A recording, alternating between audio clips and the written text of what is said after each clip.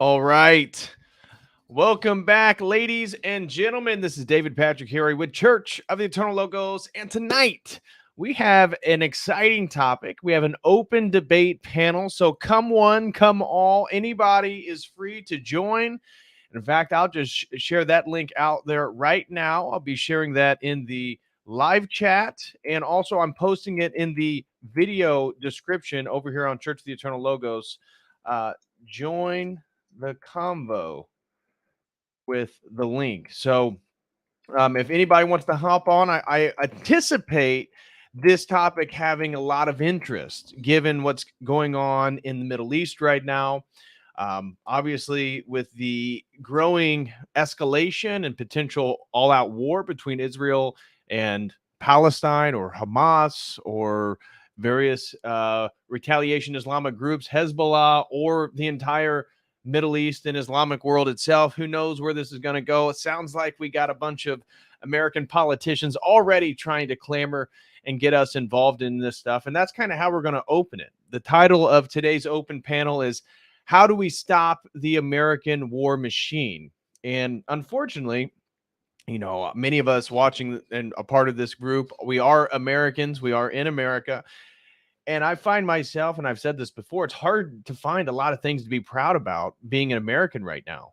Obviously, our exportation of war, our promotion of the global homo agenda, not exactly the most thrilling time to be an American. And again, what exactly is an American? When I traveled overseas, it's interesting to still see the nostalgic image and stereotype some people still have, but especially since 9/11. And again, I'm 34 years old. I think about my life, and since 9/11, America has really just been on a war path. Obviously, we're told Saudi Arabian radical Islamic jihadists flew planes into the trade centers. Obviously, major speculation in regards to the collapsing of the trade centers, of course, Tower 7, all this different stuff. But this was a preemptive catalyst for the United States to then go to war against Iraq and Saddam Hussein. That didn't make much sense. I thought they were Saudi. Well, then that meant that we have to go to war in Afghanistan, and that meant protecting the poppy fields. Well, why are we doing that? Then it led to the CIA literally creating ISIS and then going to war in Syria, against ISIS. Well, I thought we created them. So it seems like the American military industrial complex, something that before we get into the open chats today, or the open panel, again, everybody join if you'd like. I want to play a little bit of former President Dwight D. Eisenhower talking about and warning America about the growing military-industrial complex, and a video describing what the military-industrial complex is, and of course, then the warmongering of various neocons. We got Ben Shapiro. We got, of course, Your Highness Lindsey Graham. He's already sounding the alarm for a holy war. We're in a holy war. But, of course, what's holy for them is mammon. And so it's about, again, the military-industrial complex, this entire economy that underlies the reason why the Bidens and, all these various the uniparty, why are they constantly selling out the country itself? Well, it's because they get paid to do so. And that's exactly what we're going to be talking about a little bit today. So we're going to be not doing a whole lot of intro today. So please join. Anybody who's interested in sharing your thoughts, I ask you just keep it, anything that might violate the terms of service. I already had to ban a few people in the live chat. I get it.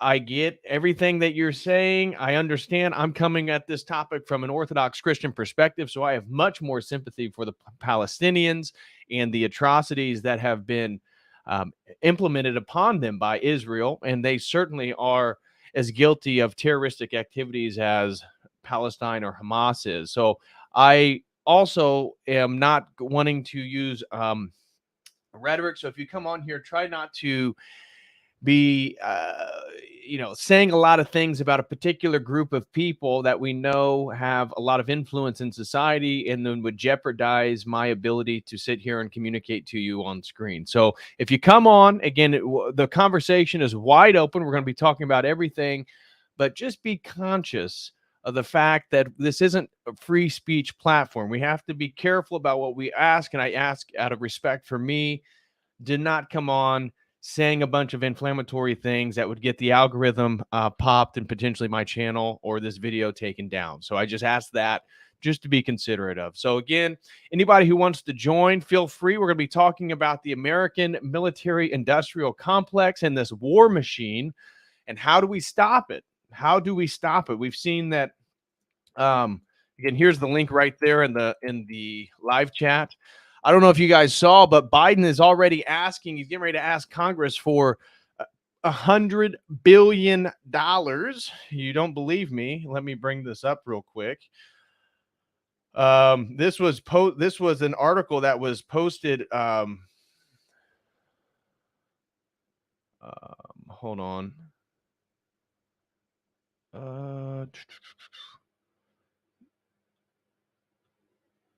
There we go. There you go. Okay. So if we go over here to the, oh, what the heck? Gosh dang it. I told you I'm going through a few tech problems. My computer updated, and all of a sudden a bunch of stuff isn't working, of course. So here is again, this article was just published about an hour ago. Biden plans to ask Congress for $100 billion in Ukraine and Israel aid. $100 billion. $100 billion. Mind you, the U.S. has already funded about 60 billion has been given to Ukraine. I think they like 110 or 120 has been allocated for potential resources. So why is the U.S. the bankroll of these wars? And I think to answer that question, partly we have to look into the military industrial complex and what exactly that is. So I have a video to discuss what the military industrial complex is, and then a warning from former President Dwight D. Eisenhower from when was that? It was like 1961. I forget which the date was. Maybe it was in January. This was right before he passed his presidency over to John F. Kennedy. So a lot of stuff is on the move, but yeah, somebody saying 100 billion in aid. Yeah, I know, right? Pretty remarkable. And this is what we're in right now, unfortunately. So we are under a regime that certainly doesn't represent the interest of the American people, but is totally set on continuing war. And how is this related to, again, deliberate tensions between religions? Or I've heard rhetoric again talking about World War III, Armageddon, the global empire. It seems like these things are related to some degree. That's for you guys to hop on. We can speculate about that. Again, if anybody wants to join the open panel debate today, please do so with the following link. I'm going to share that right here. Again, this is in the live chat and also the video description. Yeah. Sarah, Beyond Seraphim says Bidenomics means funding World War III. Yeah, pretty much. Pretty much seems to be the story.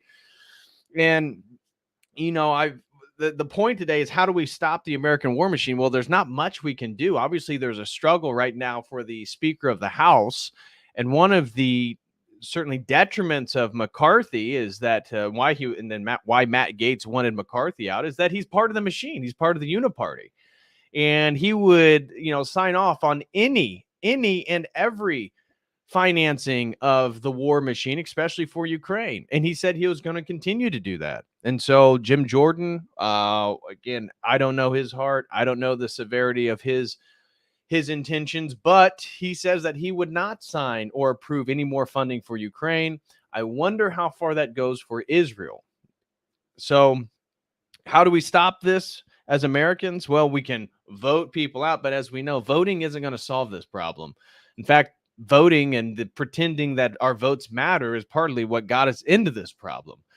But as Jay Dyer has highlighted with Quigley and his globalist book series, this plan has been in place for a long time. The idea that the U.S. is going to be the military wing of the globalist empire, certainly that's the case. And we then go and fight these proxy wars on behalf of Israel, it sure seems like.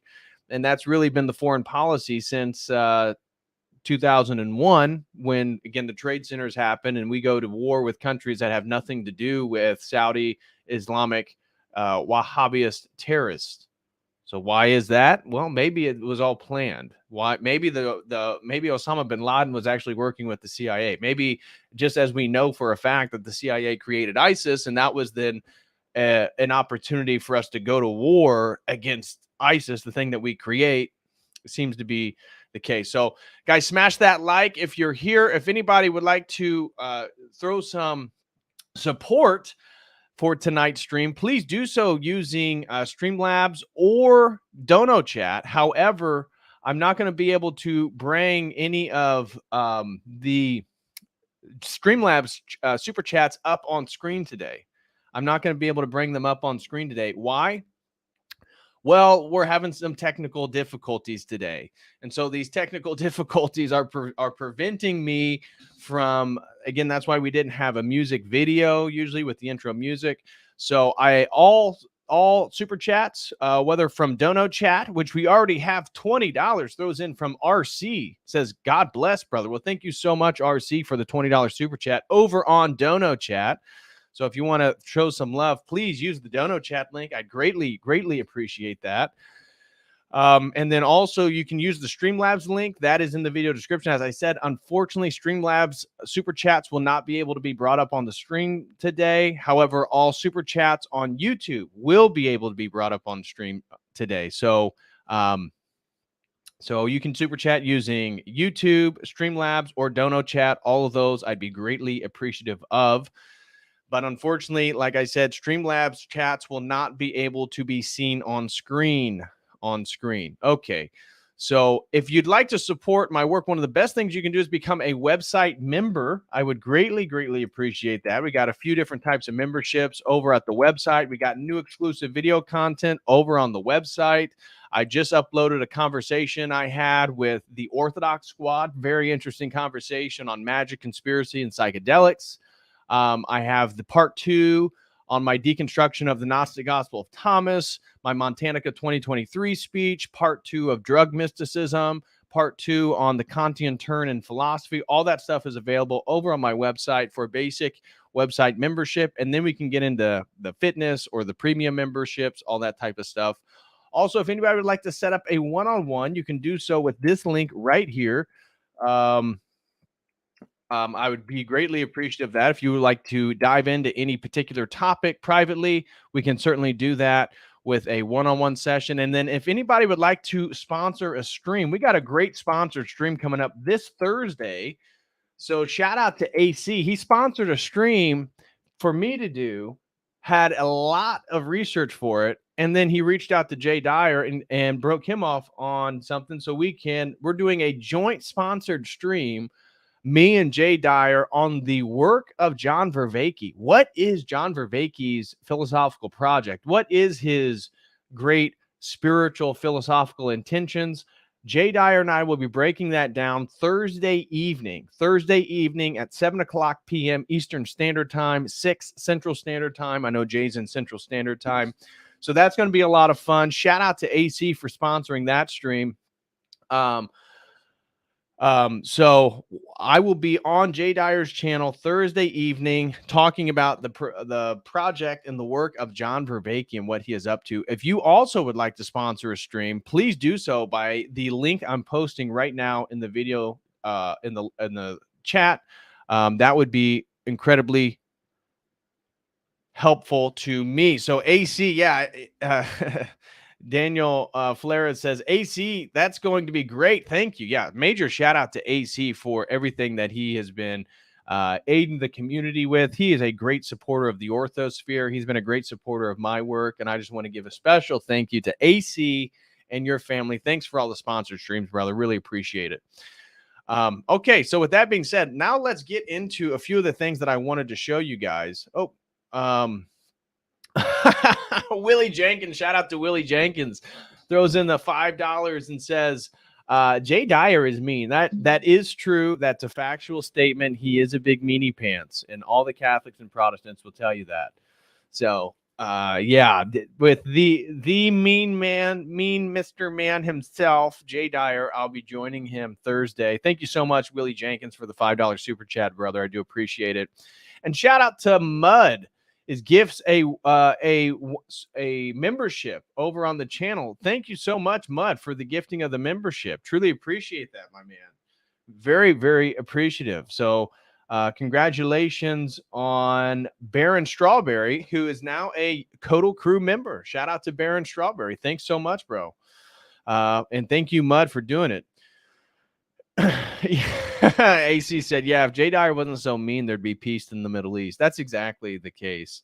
And that's what we're going to unravel today. So again, if anybody wants to join today's open panel discussion, please do so. We're going to watch a few clip videos real quick, and then we're going to dive into the conversation, and you can join using the link right there. So anybody and everybody, feel free to join. If you're in your car, that's okay. If you're set at your desk, that would be even better.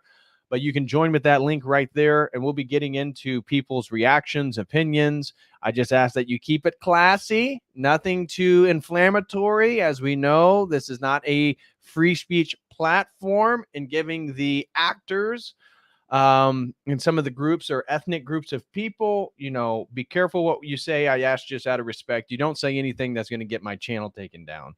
If you do, we're going to have to ban you, kick you out, and you won't be able to come back. But that's only been a problem with a handful of people. So so what I want to then show you guys is let's see here. There we go. Okay, so this was, again, as I talked about, Biden's already getting ready to ask Congress for $100 billion. And this is why it's so, this race regarding the House, the Speaker of the House, this is why this is so important. Because as we had the Uniparty, which is the majority of the the false Republican opposition to this stuff, they've been, signing off on all this expenditures and funding of these wars, these proxy wars. As we know, the Ukraine-Russia situation, this is NATO, the West, Britain, the US, Israel fighting against Russia and fighting against nationalism and fighting against the resistance of this global dominating force that, whether you want to talk about the World Economic Forum or the Davos groups or whoever it may be, you get it. It's the elite class. And so all this money laundering that, again, Ukraine's been used for, we see this is only going to grow. Like I said, to date, the U.S. has given Ukraine $60 billion. Biden plans to ask Congress for almost twice that, $100 billion for Ukraine and Israel aid. And I don't know if you guys saw this, but there was at least I thought it was a real link, but there was a post from an article talking about how Zelensky in Ukraine is now using porn as a way to fund the Ukrainian military. Wonderful, wonderful stuff, right? So anyways, what I want to do, though, before we read, this is a famous clip from a 16-minute speech. This is basically the last speech that President Dwight D. Eisenhower gave before he left office. And in it, now we're not going to watch the whole thing. Again, it's 16 minutes. This is just a 2-minute and 35-second clip from the 16-minute clip, in which he's specifically addressing the rise of this military-industrial complex, in which Americans have to be very careful of, because it's going to grow and take away your liberties. which is exactly what we've seen. I mean, the military-industrial complex. Again, there's so many movies that have talked about this, but and highlighted that we fund both sides of wars. Same with, again, you can look at the Prescott Bush. You can look at the Rothschilds during World War I, World War II. Many of these elite circles, they're interested in running experiments, funding both sides. And that's why the weapons that Hamas used to attack Israel, interestingly enough, came from America, and really some of the weapon shipments that we sent to Ukraine. Of course, makes total sense. And at the same time, we're going to send then $100 billion to Israel. So same old rigmaroles, right? So here, this is another one. Ukraine. We already sent $60 billion to Ukraine, and the U.S. has allocated $113.4 billion. Now, what is the military complex? That's what I want to watch this video. It says that it's a reuse is allowed, so I don't believe this is going to get a flag or anything, but I want to watch this clip right here, or this video. It's only 3 minutes and 50 seconds long, because it highlights how exactly the military-industrial complex got in place, especially after World War II, and that again, the UN, the League of Nations, all that. This was setting a precedent for what becomes the military-industrial complex. So I want to play this for everybody to sort of give context for our conversation today. Again, anybody who wants to join, please do so. You can join with the link right here. It's posted in the video description, and I'm sharing it right here in the comments. We got Frankie D and the wait. So Frankie D is going to be hopping on at one point tonight. So shout out to you, Frankie D. We'll be getting to you in just a few moments after some of these video clips. So here's the first one. Check this out.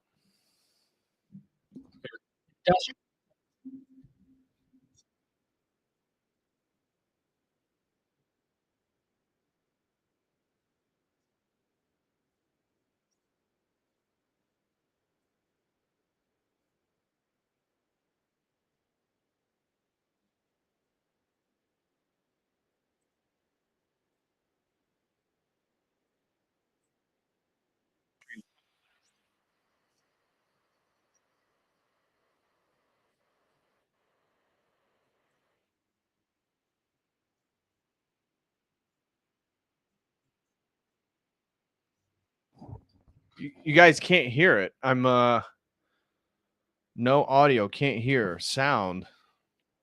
Huh. You can't hear it in the microphone? Can you guys hear me right now? Because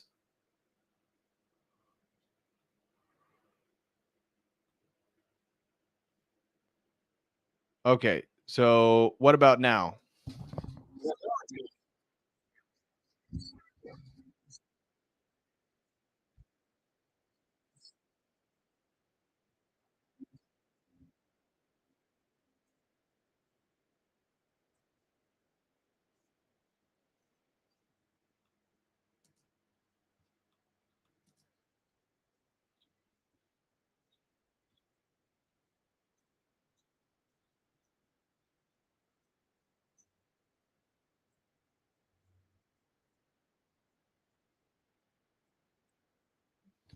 How can you guys not hear the audio when it's playing through the microphone? No audio on video. I don't get it. Let me check real quick. Yeah, that should be right. I don't understand you guys. Oh, noise suppression. Let me check. I wonder if. Oh. Okay, let's check it out now, guys. You tell me, can you hear it now? Establishment and a large arms industry. The military-industrial complex. Shortly after becoming president, Dwight Eisenhower claimed that every gun made, every warship launched, every rocket fired signifies theft from those who hunger and are not fed, are cold and not clothed. 8 years later, Eisenhower warned Americans to guard against the acquisition of unwarranted influence by the military-industrial complex, which he defined as the conjunction of an immense military establishment and a large arms industry. In the 1930s, Smedley Butler explained how the military subsidized private companies, but it wasn't until the Second World War Eisenhower noted that America developed a permanent armaments industry of vast proportions. So how did this come about? After Germany invaded Poland, President Franklin Roosevelt convinced Congress to approve his cash and carry program to sell arms to France and Britain. The following year, he replaced cash and carry with Lend-Lease, which loaned weapons to cash-strapped allies. Lend-Lease established the precedent of American subsidization of foreign armies.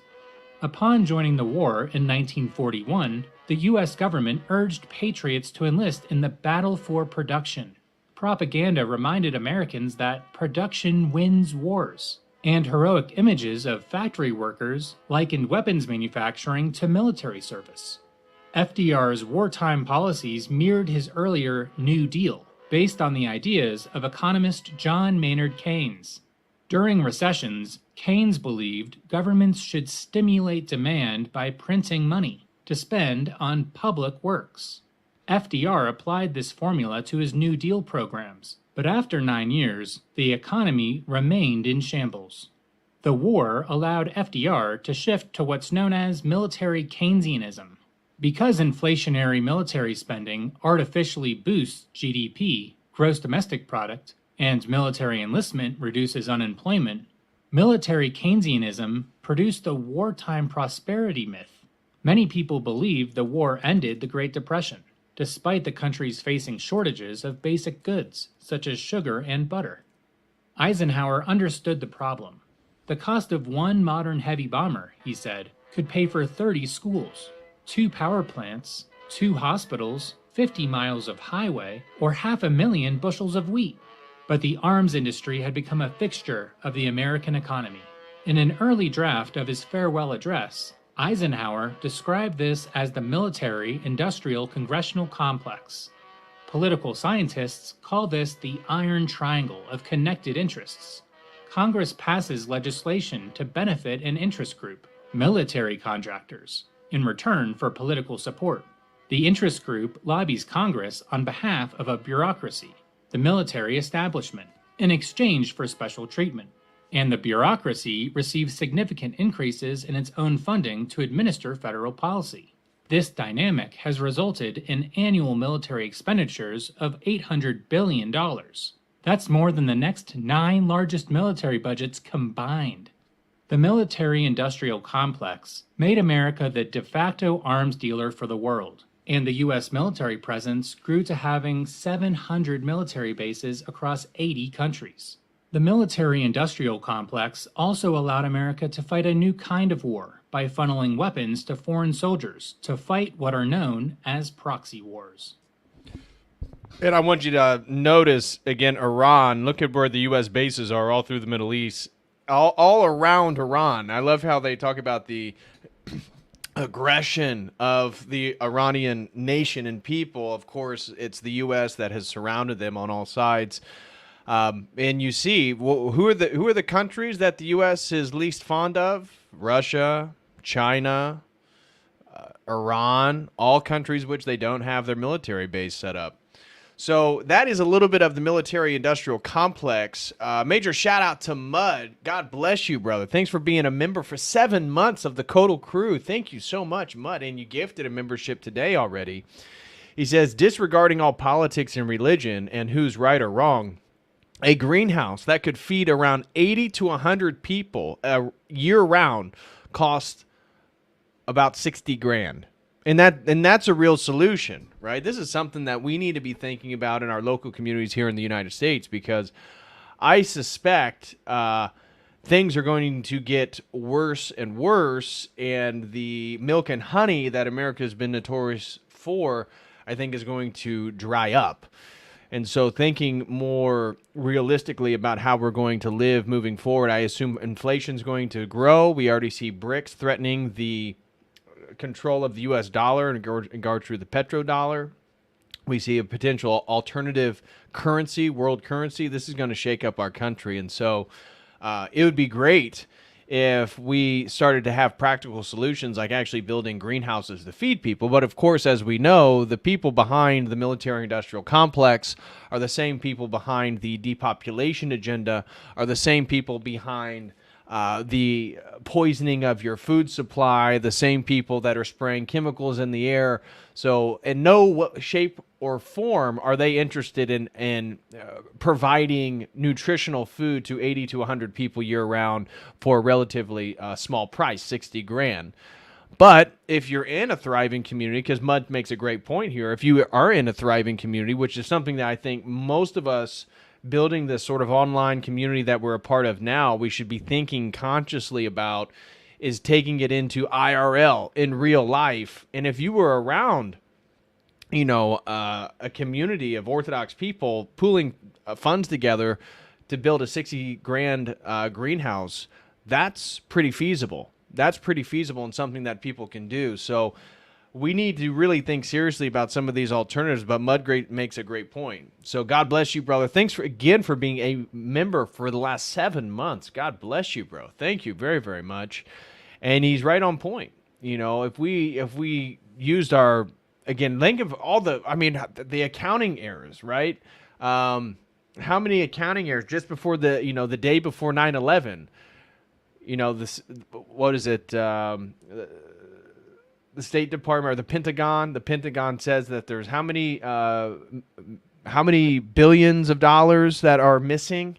Where exactly do those monies go? Well, the CIA, the intelligence agencies. I think we can get to something there. So thank you so much, Mud, for that. I greatly appreciate you, brother. And shout out to both Ann. Throws in $4.99 and throws in a super sticker. Thank you so much, both Ann, for the $4.99 super chat. I truly do appreciate that. And also, if anybody would like to, feel free to use Dono Chat. Dono Chat is another great way you can support. And Dennis throws in a super chat over on Dono Chat, and he says,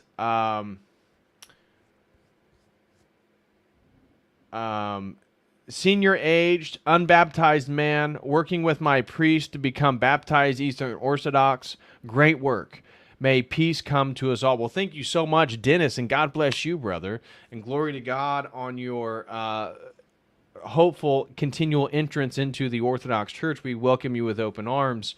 And this is from an Orthodox perspective. Before we get into the President Eisenhower's response here on the military-industrial complex, we as Orthodox have a little bit of a different angle. Obviously due to dispensationalist theology, the Schofield Bible, propaganda, and many in the evangelical community, but many in the Christian community, just generally speaking, are totally in favor of, Israel's the good guys and Palestinians are the bad people. Well, as an Orthodox Christian, you can't really take that approach because 10% of Palestinians are Orthodox Christians. That's our brothers and sisters in Christ.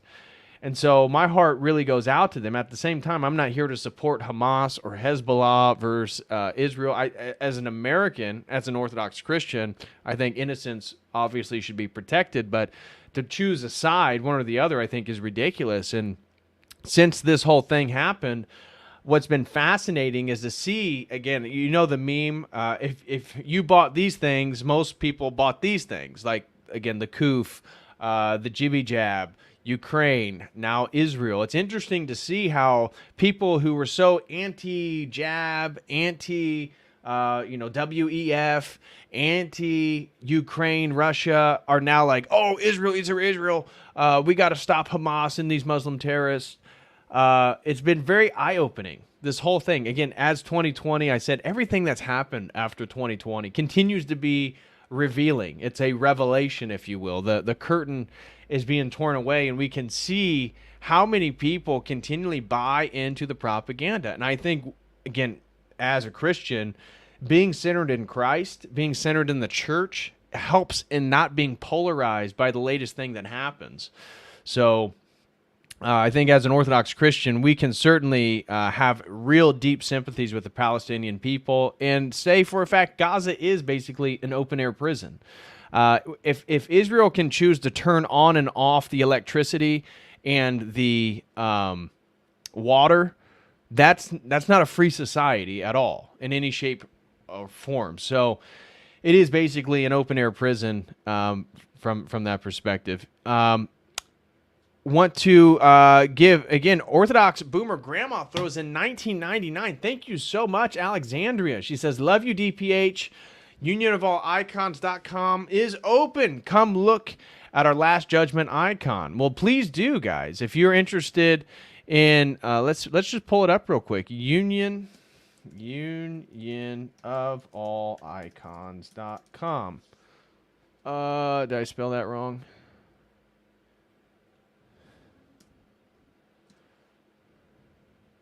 There we go. There is the Last Judgment icon right there, too. So, guys, if you're interested, help out our sister. Go to Union of All Icons. Union of All Icons. You can help our brothers and our Orthodox brothers and sisters right here. Here's the Last Judgment icon that she's talking about. And so if you'd be interested in purchasing any of this, feel free by going to unionofallicons.com and helping out our brothers and sisters over there. So thank you so much, Alexandria, for the 1999 super chat. I really do appreciate that. And also, Spiridon throws in $14.99 of a currency. I'm not sure exactly what that currency is, but thank you so much, Spiridon, for your support as well. God bless you. Thank you very much. Okay, now let's get to President Dwight D. Eisenhower. During his speech, while he was getting ready to leave office, he warned America about the growing of a military-industrial complex that basically began to take place post-World War II and World War I due to this intentional relationship between the U.S. government that they would provide military defense for countries in exchange for basically subsidizing aspects of their land. So the U.S. can build military bases, and that is considered U.S. territory, just as being here in the United States of America. And then you'll get our military defense in exchange. Now, this is great if you're wanting to build a sort of global empire of intelligence and military operations. Unfortunately, our country has been corrupted by the evilest forces on this planet, and so they have totally used this infrastructure against us.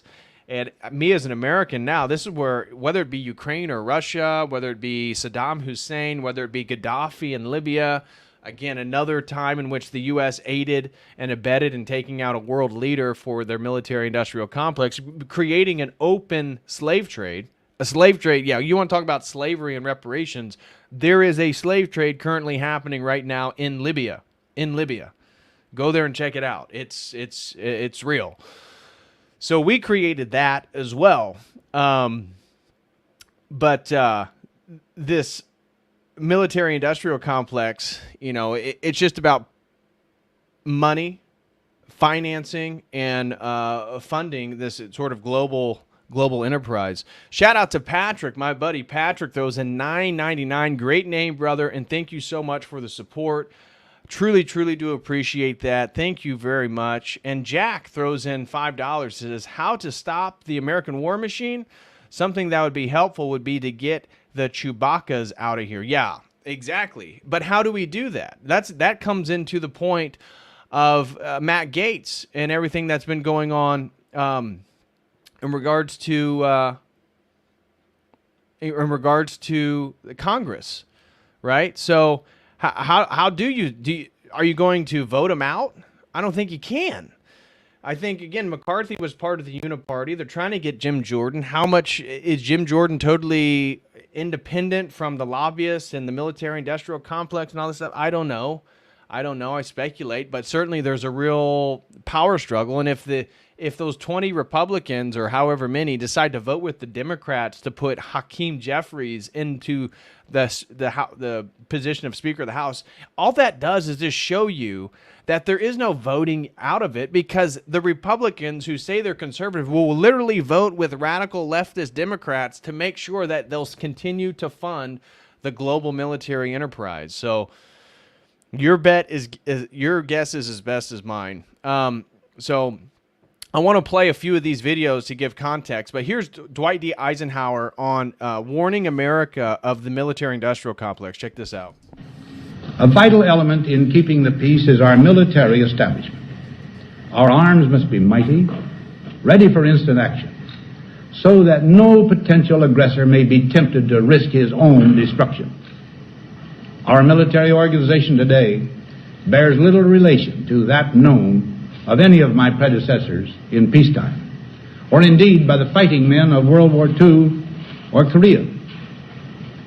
Until the latest of our world conflicts, the United States had no armaments industry. American makers of plowshares could, with time and as required, make swords as well. But we can no longer risk emergency improvisation of national defense.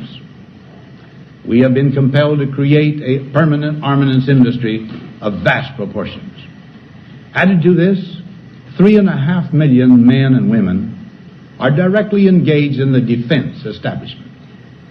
We annually spend on military security alone more than the net income of all United States corporations. Now, this conjunction of an immense military establishment and a large arms industry is new in the American experience. The total influence, economic, political, even spiritual, is felt in every city, every state house, every office of the federal government. We recognize the imperative need for this development, yet we must not fail to comprehend its grave implications.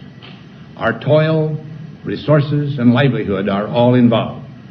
So is the very structure of our society. In the councils of government, we must guard against the acquisition of unwarranted influence, whether sought or unsought, by the military-industrial complex.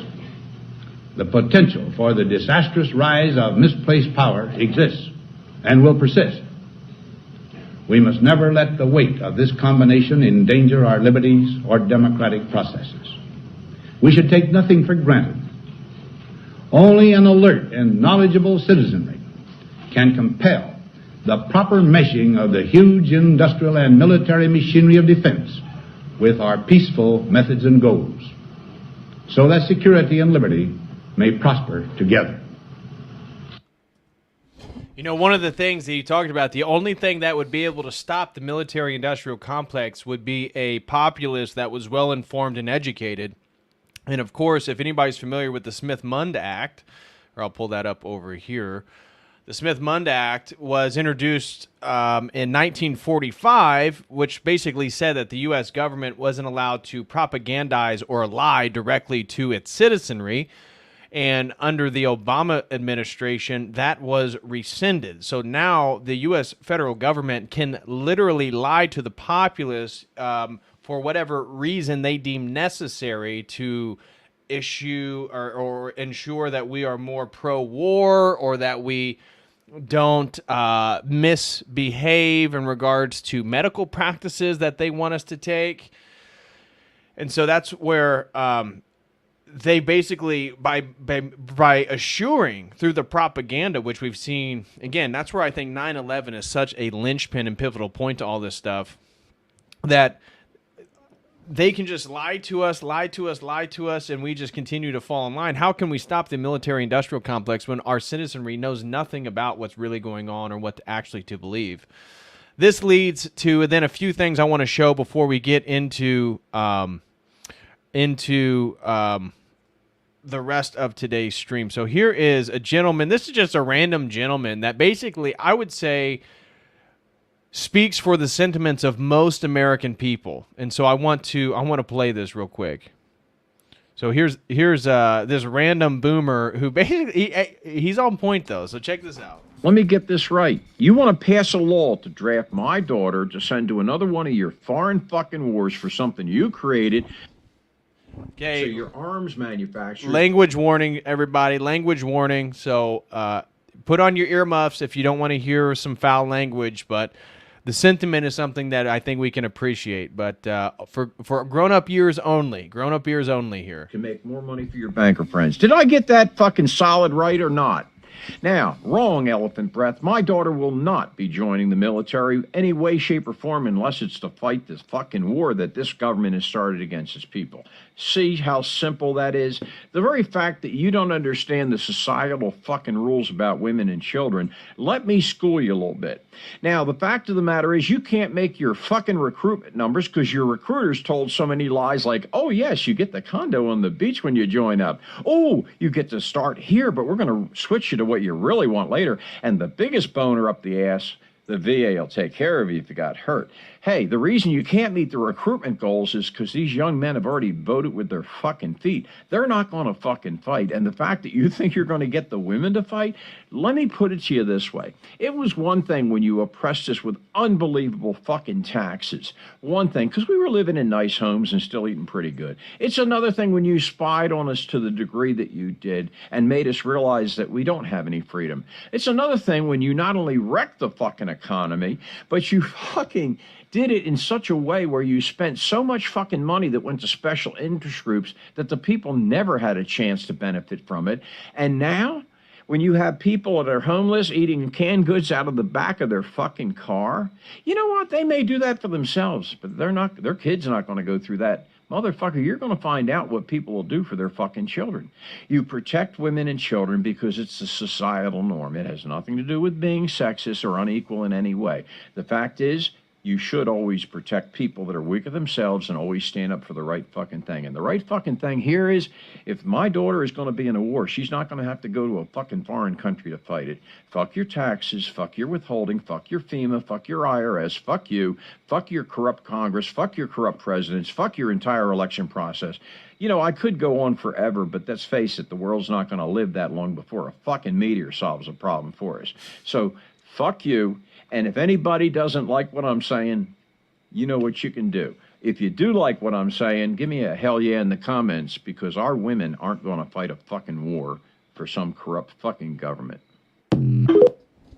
True that. Absolutely true that. Now, again, I apologize for the language for some people, but I felt like it was worthy of listening. So here's the next one: is that U.S. Treasury Secretary Janet Yellen says that the country can absolutely afford another war. Oh, hilarious. And so here's the clip of her actually saying this. Janet Yellen, U.S. Treasury, says, "We can certainly afford two wars." Sky News, "Can America, the West, afford another war at this time?" Absolutely. America can certainly afford to stand with Israel and also Ukraine. Here I'm going to play her take here. What this all means. Paul Tudor-Jones, the famed investor, was on CNBC this week, and he said, "This is the most threatening and challenging geopolitical environment that I've ever seen. At the same time, the US is in its weakest fiscal position since World War II, with debt to GDP at 122%. Can America, can the West afford another war at this time?" I think the answer is absolutely. America can certainly afford to stand with Israel and to support Israel's military needs. And we also can and must support Ukraine in its struggle against Russia. And look, the American economy is doing extremely well. What this all means. Yeah, I love this. The American economy is doing this Bidenomics thing where they keep trying to obfuscate and hide. And then here's the next one I wanted to show you guys, is that Netanyahu, the president or prime minister of Israel, of course, he's an American. I believe he was born in the Philadelphia area.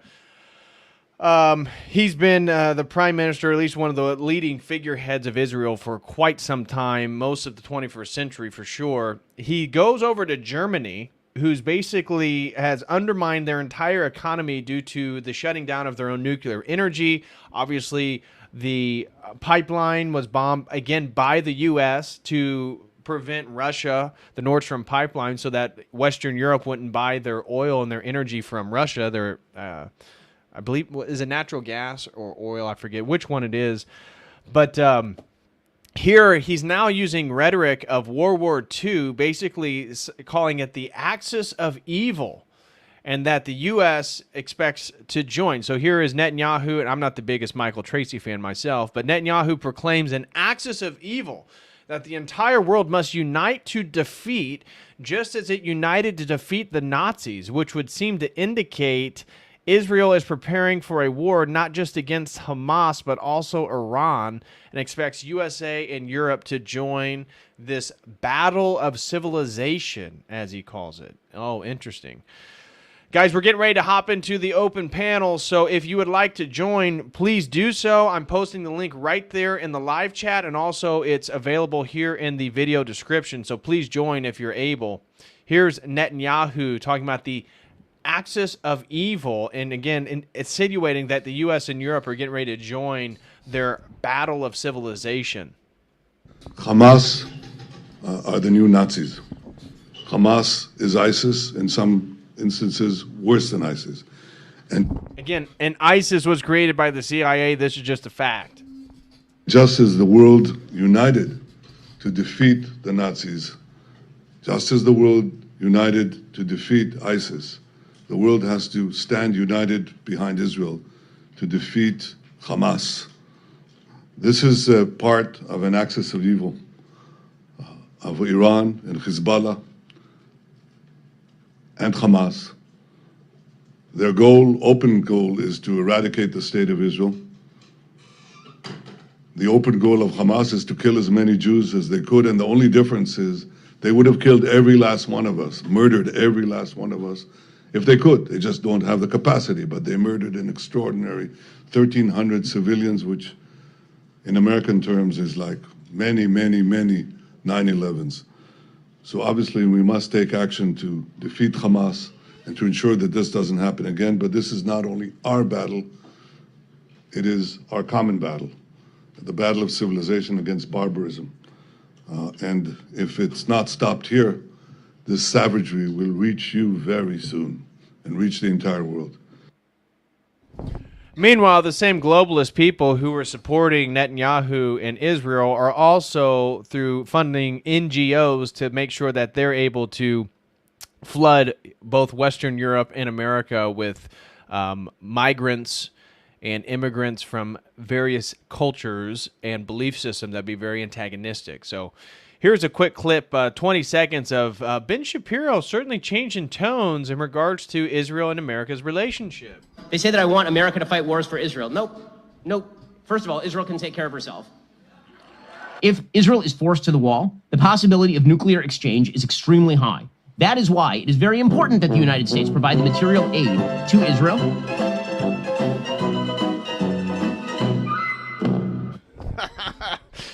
It's funny how quickly his tone changed there. This is, we cannot save Ukraine if Germany isn't willing to do its part. This is Laura Ingraham, another talking head at Fox. Oh, we got to save Ukraine, right? So she spoke good in regards to questioning the vaccine, but of course now, again, totally goes along with the military-industrial complex and shilling for the Ukraine and all this different stuff. The last one I want to show you guys is Nikki Haley here, basically saying that she wants around 1 million Palestinians who she, again, in one message, you look at her like her stuff, oh, Hamas and Palestinians, you know, support terrorism. Then she wants to bring 1 million of them to the United States, showing you, again, the double tongue of these people. Frankie D, shout out to Frankie D, throws in $9.99 and says, real austerity in America and lack of bodies will definitely weaken the complex, but action taken to directly weaken the complex would be met with force. A Soviet-style collapse is the likeliest way. Well, it's very possible. It seems like, again, if the U.S. dollar totally collapses, which is partly why I think, again, they want to spend $100 billion, is that if they can pump $100 billion US dollars into the global economy, that's going to help prop up the US dollar for a little bit longer. And so I think these wars are just ways, and that's why the Treasury Secretary Janet Yellen, who certainly has Jewish ancestry, so I know that she's going to be certainly biased in regards to the Israel-Palestinian conflict, but this is one of the ways in which they think they're going to continue to prop up this sort of failing Bidenomics government and selling out of the United States, is that the U.S. dollar will still work because they're just going to pump the global economy with it, whether they want it or not, by funding these wars. So Soviet-style collapse, very possible, very possible. So we certainly aren't going to vote our way out of it, and I'm very skeptical of the possibility of even voting our way out of it in 2024. I don't think we are going to have an election. I think something even more intense is going to occur before then. And then Rachel Wilson says, Nikki Haley endorsed a plan. Shout out to my sister, Rachel Wilson. God bless you, and God bless Andrew. Hope you guys are doing well. Exactly. She highlights exactly what we're getting ready to play here before we open up the panel. And she says, Nikki Haley endorsed a plan to bring 1 million Palestinians to the U.S. as refugees. She wants American troops and money for Israel. No female president. Amen to that, right? Yeah, so Hamas, terrorists, Palestinians support terrorists. Oh, yeah, well, let's bring 1 million of them to the United States, and then we'll send billions of dollars to Israel. That's her plan. So thank you, Rachel. Great minds think alike. I was literally getting ready to play the video about that, and you sent in a super chat. Again, a member for 7 months. Thank you so much, Rachel and Andrew Wilson, for all the support. God bless you both. Okay, let's play this video and then open up the panel. We got Traditional Culture, AC, Neurojack, and Ivan ready to go. I'm going to bring them all in while we watch this. So check this out. You heard what Governor DeSantis said. And Governor DeSantis said no Palestinians or no refugees brought to America, which I agree with. He's run a terrible campaign, major questions there, but I certainly agree with no more refugees. You know, I dealt with this every day for 2 years. And, you know, what I can tell you is you have to realize that whether we're talking about Gazans and Palestinians, you know, all of them don't, you've got half of them at the time that I was there didn't want to be under Hamas's rule. They didn't want to have terrorists overseeing them. They knew that they were living a terrible life because of Hamas. You had the other half that supported Hamas and wanted to be a part of that. We see that with Iran too. The Iranian people don't want to be under that Iranian regime. They don't. We saw what happened to Masa Amini. We saw how they treat them. There are so many of these people who want to be free from this terrorist rule. They want to be free from all of that. And America's always been sympathetic to the fact that you can separate civilians from terrorists. And that's what we have to do. What was your response when you heard what Governor DeSantis said? Now, as I said, I'm not against Palestinians. You know, as an Orthodox Christian, I have great sympathy for the Palestinians. And what's up, gentlemen? How we doing? What's up, Ivan? So I was just saying that I have great sympathy for the Palestinian. You know, she has a plan to bring in 1 million. I say just no more immigration, generally speaking. Most Western nations need a halt on this stuff. I'm not anti-Palestinian, though, because I've seen some of the rhetoric equate Palestinian support. And this is where this issue has been so interesting to see because, what's up, AC? It's been so interesting to see how the rhetoric that, oh, now, you know, the Canadian or the French government wants to put you in prison if you support Palestine. Meanwhile, they then brought in millions of Muslim men into their own country, and then they want to send money. It just doesn't make any sense, this whole sort of back and forth. So, you know, as an Orthodox Christian, you support Palestine over Israel, generally speaking, but you're not going to choose Hamas or Hezbollah or Israel. I mean, there's no reason to take a side there. But it's been so interesting to see how the rhetoric of, you know, generally based people cling and want to polarize and move to one side. There's very few people out there that are saying, hey, we don't need to take either side. We're, you know, whatever country you're in. What are your guys' opinions on that? Well, most people don't like their neighbors and people in, you know, the next city over, much less countries, you know, whatever, thousands of miles away. I don't know why anybody cares about any of that.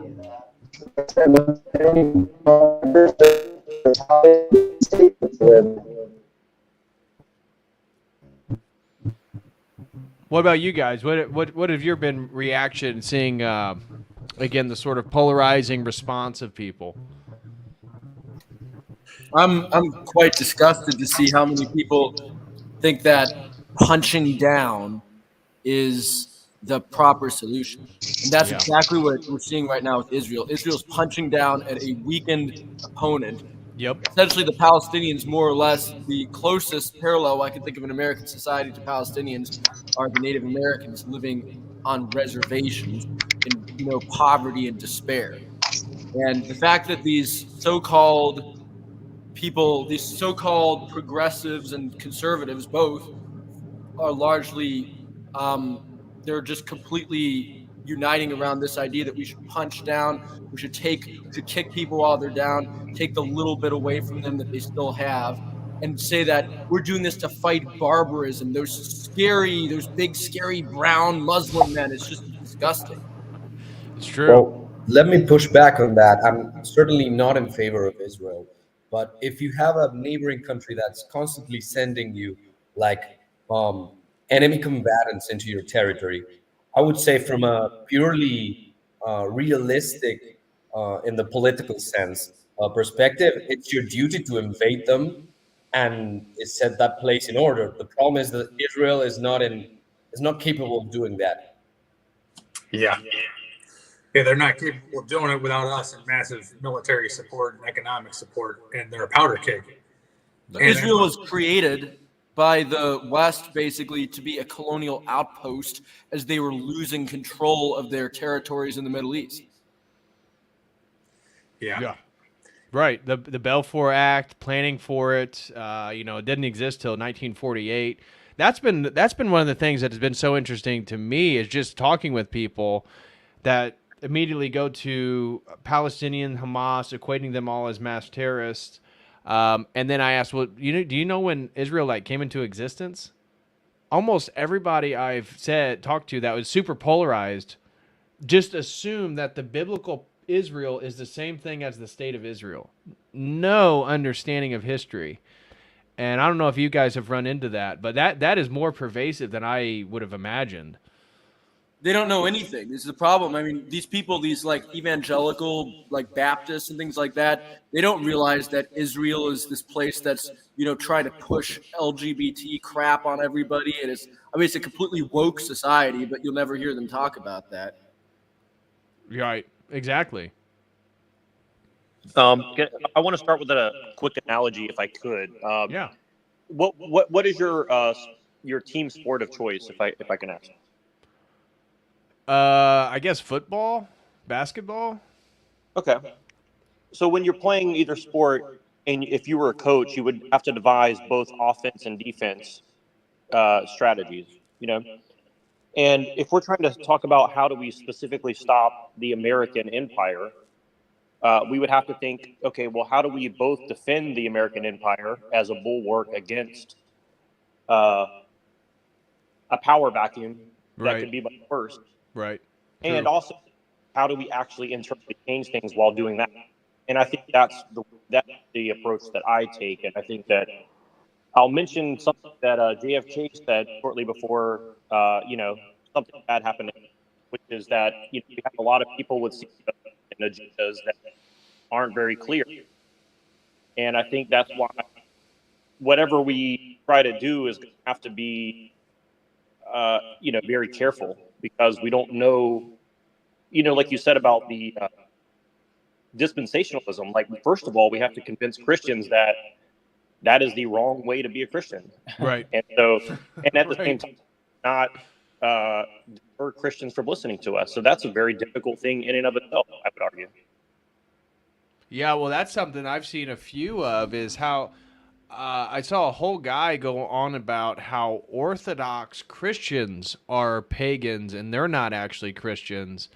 And again, went on this whole rant, and it's like, wow, these people, and it's not all people, not all evangelicals or Protestants, but some of them, they just live in a fantasy land that's totally detached from history, reality. It's just a spinning of so many narratives that they haven't pieced through yet, that they don't realize how lost they really are. Yeah, and even though Orthodoxy isn't the most well-known thing in America, Right. You look in the writings of the elites, they've known the enemy that orthodoxy is for a very long time. They targeted Russia back when they exported communism to it. It was an enemy of internationalism because they were nationalist state. They were traditionalist Christian. I took a college history course one time where one of the videos actually talked about it being a good thing that Stalin modernized Russia by taking people off the old calendar. So they know about this. They have forwarded them. Yeah. You know that there's people in high places that'll keep that conversation from actually happening. And then I also see just a lot of gatekeeping too, where people don't want to have their real conversation with the Orthodox. They put up a straw man and knock down, but they're scared to talk to our apologists. Right. So this conversation could actually be had. Right. Yeah. It's funny. I didn't even play the clip. I thought I had it of maybe I went over it. It was of Lindsey Graham talking about this being a holy war. And it's funny because to me, I see it as an unholy war in the sense that it's a false dialectic that is just moving closer to a global empire. Islam's interested in a global caliphate. That's part of its eschatological theology. I don't believe that's ever going to happen. But at the same time, the Jews have a theology where they are the chosen people and they deserve to do the things that they do and rule the ways that they rule. Christians, in neither way do we worship the same God of modern-day Jews or Muslims. Our God is a Trinity, Jesus Christ incarnated. And so it's really interesting to see all this rhetoric, too, I've seen coming out of more of the Christian spheres of like, oh, well, we Abrahamic brothers, we need to come together and realize that we worship the same God and we're part of the same promise. And what are you talking about? And so I've seen people mention that this is basically a war against Christ, although it's not very evident that way. But I see it as it's a catalyst for a false dialectic, and like ISIS, so many of these radical groups, the Wahhabis out of Saudi Arabia, these are funded by Western powers that need to create the false dialect. They need something to react to. And so they create these organizations and these terrorist groups. Well, 200 years ago, Islam was totally different from how it is now. This is the story that they don't want to tell you because they want to do the little neocon song and dance routine about like the scary savage barbarians in the Middle East. But 200 years ago, most Muslims were Sufis. They were moderate to liberal. This Salafi stuff that's come about within the last 200 years, literally creation of the British Empire. Right. True. Yeah, and I just want to back up on that thing about the dialectic. That's exactly what I see going on. And you have Luciferians, you have accelerationists, you have Zionists, you have all these different groups coalescing together for some similar aim, or at least they're making some sort of deal to get other things accomplished, right? And then you have Christians, Muslims, and Jews who are just normal people who are trying to do what they think is right. And so, we're going to have to figure a way to, if we can, try to get the average Christian, Jew, and, Muslim to not play into the dialectics. And that's kind of what I see as we have to kind of think on that level, because otherwise we're just going to end up in the same place that we've always been, which is we're just going to keep watching people get slaughtered and manipulated into worse and worse conditions overall, in my opinion. Right. And that's what was so stark is that as soon as this Israeli-Hamas thing happened, how people immediately were polarized. People who, again, were based on all these different topics or, red-pilled on all these different topics, and they just fell for the false dialectic, just as you were talking about, Neuralink. And it's like... that blew me away is how many people just immediately I saw somebody leave a comment, I should have pulled it up, but it was like they went all these based conservatives within a matter of a day turn into a warmonger neocon. What's up, Jared? Just listening on everything. It's kind of crazy what's happening. It's I think my take on it is it's all super confusing because of the conflicts of interest, like you guys were talking about earlier with Palestine and Israel. And basically, in my viewpoint, it's just a bloody mess, and people finding any excuse to kind of kill each other Yeah. on the Israeli side. And then that, because they have this idea that they're super important and more important than the people on the other side, which is a very unchristian idea. And it's kind of crazy that all these evangelicals are so pro-Israel and they don't even understand any of the history of it. Yeah. They don't understand either, because they're talking about America and freedom and defending America, that how infiltrated our own government is against us. And they haven't even contemplated giving Biden executive war powers right now in like a World War III. Yeah. Just to put a finer point on it as well, like I think this overarching narrative that is a secular narrative along the lines, which is that, well, you know, Israel is more quote unquote progressive towards some big of technology and high culture or whatever the, you know, narrative is supposed to be. And I see that as a big deal too, because it draws in all these people who say, well, I'm just going to pick something willy-nilly because I think that in general, you know, it's a Judeo-Christian, you know, thing that we have going, right? And I think that that's also the secular version of the same thing that we're looking at from a religious view, right? And a lot of it comes down to, you know, interpretation of the scripture and you know, thousands of bad philosophy and theology. So it's kind of this big mess, like I said, that very difficult to parse out. And so, and to really make it, we have to find a way to reach, you know, as many people like us, but also people who aren't quite so interested, at least to some degree, to try to get them to, you know, not jump headfirst into another war for 20, 30 years, right? Well, I think another thing is there's this whole romantic idea of interpreting the end of the world happening because of what's going on in Israel.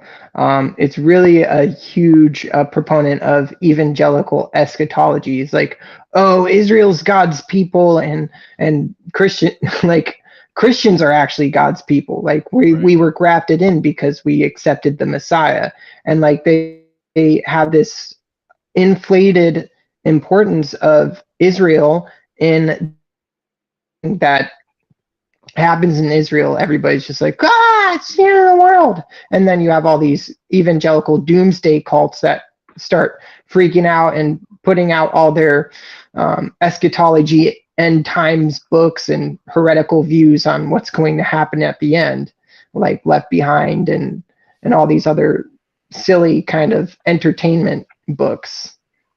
Yep.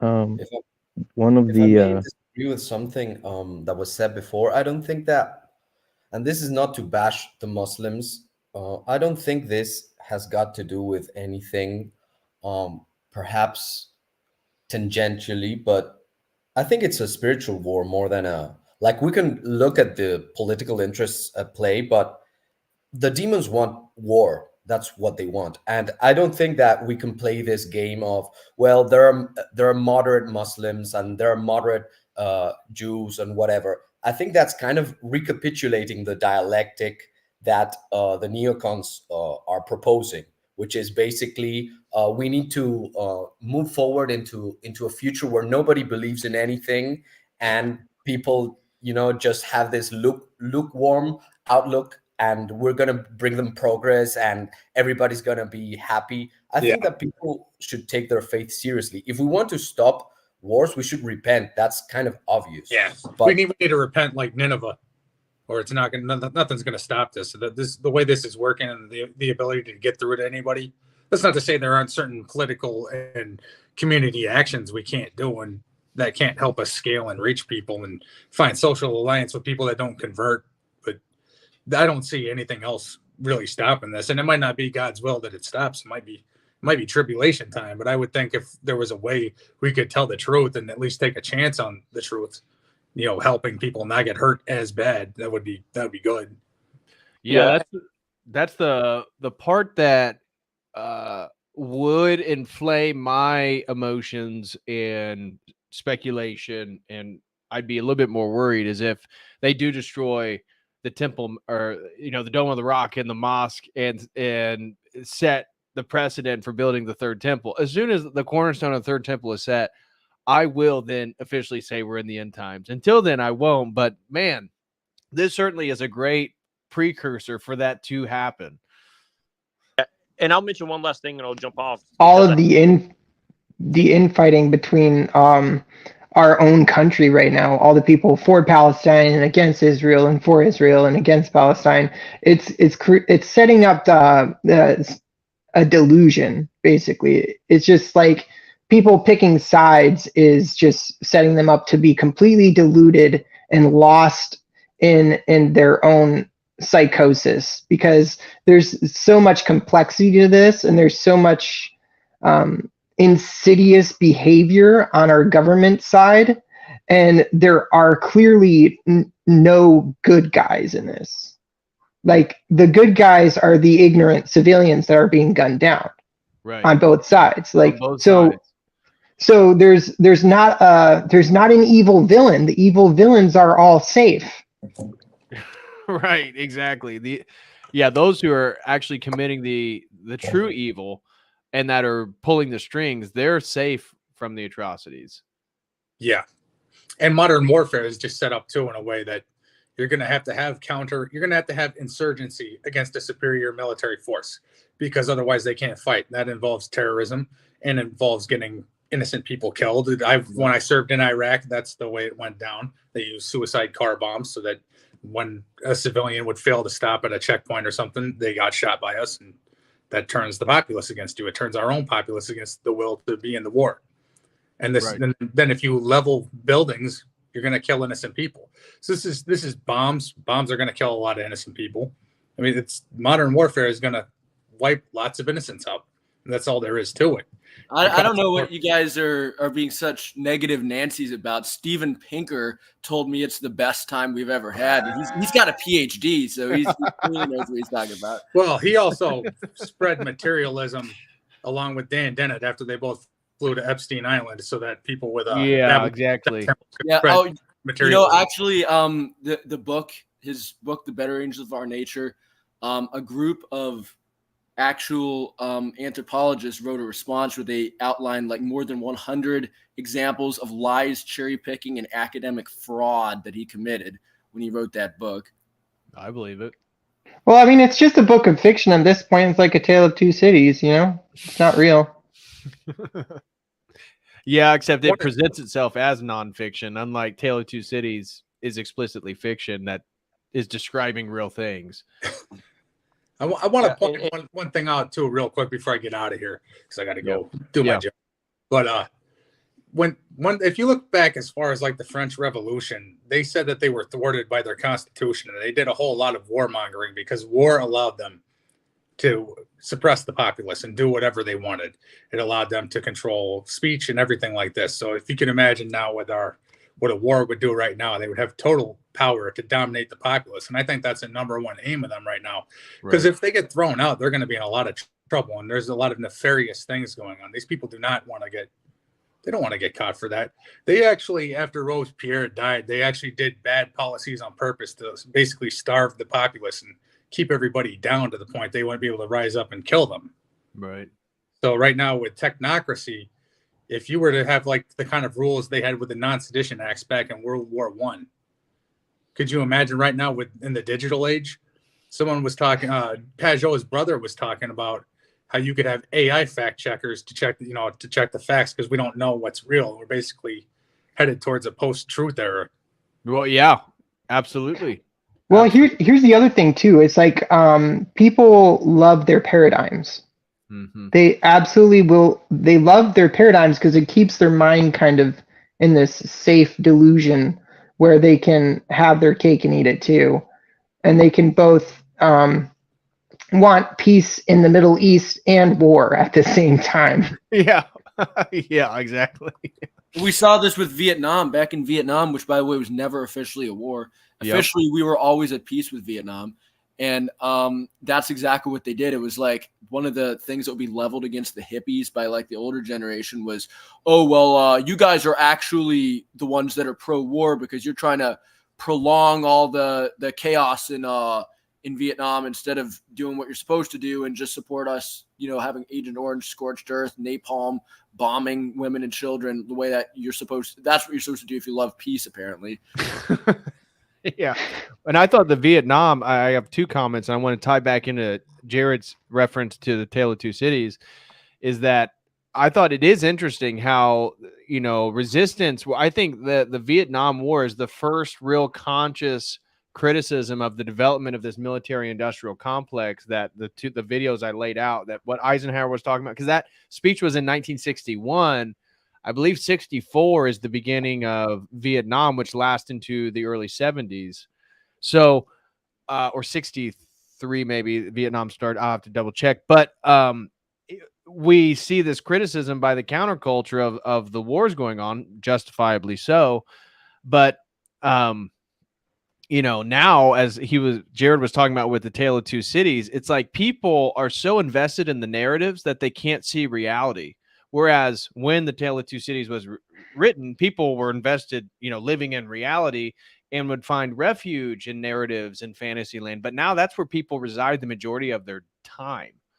I thought that was totally separate points. One was on the counterculture and resistance against Vietnam. The other one was, I was thinking about how divorced people are. And so the West, the propaganda works so well in the West is because we have it so easy. People aren't really in reality. They don't have to struggle. Struggle is what keeps you in reality. Suffering is what keeps you focusing on what's real. And I think because of how decadent our societies are, people live in narratives. They live in fantasy worlds now. And I think that can't be hammered enough. Go ahead, Jared. And the other thing is, when you live in luxury, your fear of death grows even more than when you are working hard. Like, something I've noticed in the real world is that when you're working really hard and you're trying to make a living and feed your family, your fear of death is much lower than somebody who's living a life of luxury and just, sitting, eating on welfare or something like that. Right. Because you're always afraid of losing that which you don't have to maintain, it seems. Like, fear is almost directly related to ease. You're afraid of losing your ease, and you're also afraid of losing your life, even more so than somebody who works hard and has to, pour their blood, sweat, and tears into something. Because I think the thing is, people who work hard have a better understanding of what's meaningful, and people who don't have to don't understand what is meaningful. I agree with that. Yeah, actually, what you guys were just talking about reminds me of the story of Cain and Abel, because in the story you have Abel that gave of his first fruits to God, and that was permissible, but then Cain was like, oh, let me give you some scraps, and then that resulted in, Cain becoming jealous of Abel and killing him. And then when God asked Cain, Cain's like, oh, who am I, my brother's keeper? And that is like a sentence, is a perfect encapsulation of what has happened here in America, the mindset. Like, oh, who am I, my brother's keeper? Like, people don't really know each other. They sort of have this Canaanite mentality to kind of like, it's this selfish, they try and find love through this Andrew Tate strategy where they're trying to get all these women and money, and everything that they do is selfish. But what they don't understand is true love and friendship comes from sacrifice, which is why you see Abel, his sacrifice of his first fruits, which were, sacrificial. It was his best effort. That was what God really sees. And that's how you truly show love, is through sacrifice, and not through this, consumerist mindset that's taking over America, which is, you see more and more people becoming less neighborly, less, Well, I think that's a great point, Dr. Vagisil, because it ties back into what Jared is saying with those people who work hard, suffering, sacrifice. Like, these things are what bring people closer to reality and what's real. And that sense of self-sacrifice is how we follow Christ, right? That's carrying our own cross. That's the point of it. And so the West is so self-focused on its own pleasures, its own hedonism, that it's terrified of, again, that's why the propaganda is so effective. Somebody said, here, Dr. Dr. Crispy says, eat junk, but fear a germ. I mean, it's so serious, right? People literally eat poison all day because the decadency and that they're allowed to live in these societies that, can afford to have poisonous food as an option. And yet they're terrified when the TV tells them about potential virus that's out and about. And it's unreal. Well, this is a good point that's brought up here with talking about, how people have become basically deracinated bug men. I mean, that's one of the reasons why the American war machine is the way it is. It's because of the fact that people have become dehumanized, and they view others in many ways as like less than human. They're incapable of having a normal human interaction. And this is seen by the fact that, you now have leaders like the former President Obama bragging about, drone striking weddings and saying it's like a video game because human life doesn't matter within this modern consumer secular paradigm. It's just collateral damage. That's the term that's been used to refer to, innocent civilians being shot up, killed, mutilated as collateral damage. That's the way that the modern state thinks of the value of humanity. Well, it's kind of interesting we're having this conversation. Everything's breaking out this way. I actually preemptively wrote a song about it. It's called I Am Armageddon. And one of the verses talks about how we love our paradigm so much. And it goes, we love the paradigm that kept us from the sublime. We muzzle all our thoughts to keep our souls under lock. Stay inside, stay alive, stay inside, stay alive. Because that's what we're worried about. But once you love a paradigm more than other people, you'll do anything. Well, and this has been going on since Plato, and maybe probably before then too. But the political realignment overnight, like for instance, the left sees through this psyop, but they didn't see through the last, and the right is falling for this one, but not the last, in general terms, right? And it's very fascinating, and also that's the political side of the narrative. And then you have have people like someone mentioned in the chat earlier about Albert Pike writing, something about how the Third World War will be something along these lines between the Zionists and the Islamists. Was that in Morals and Dogma? Yeah, apparently. I never read that quote until today.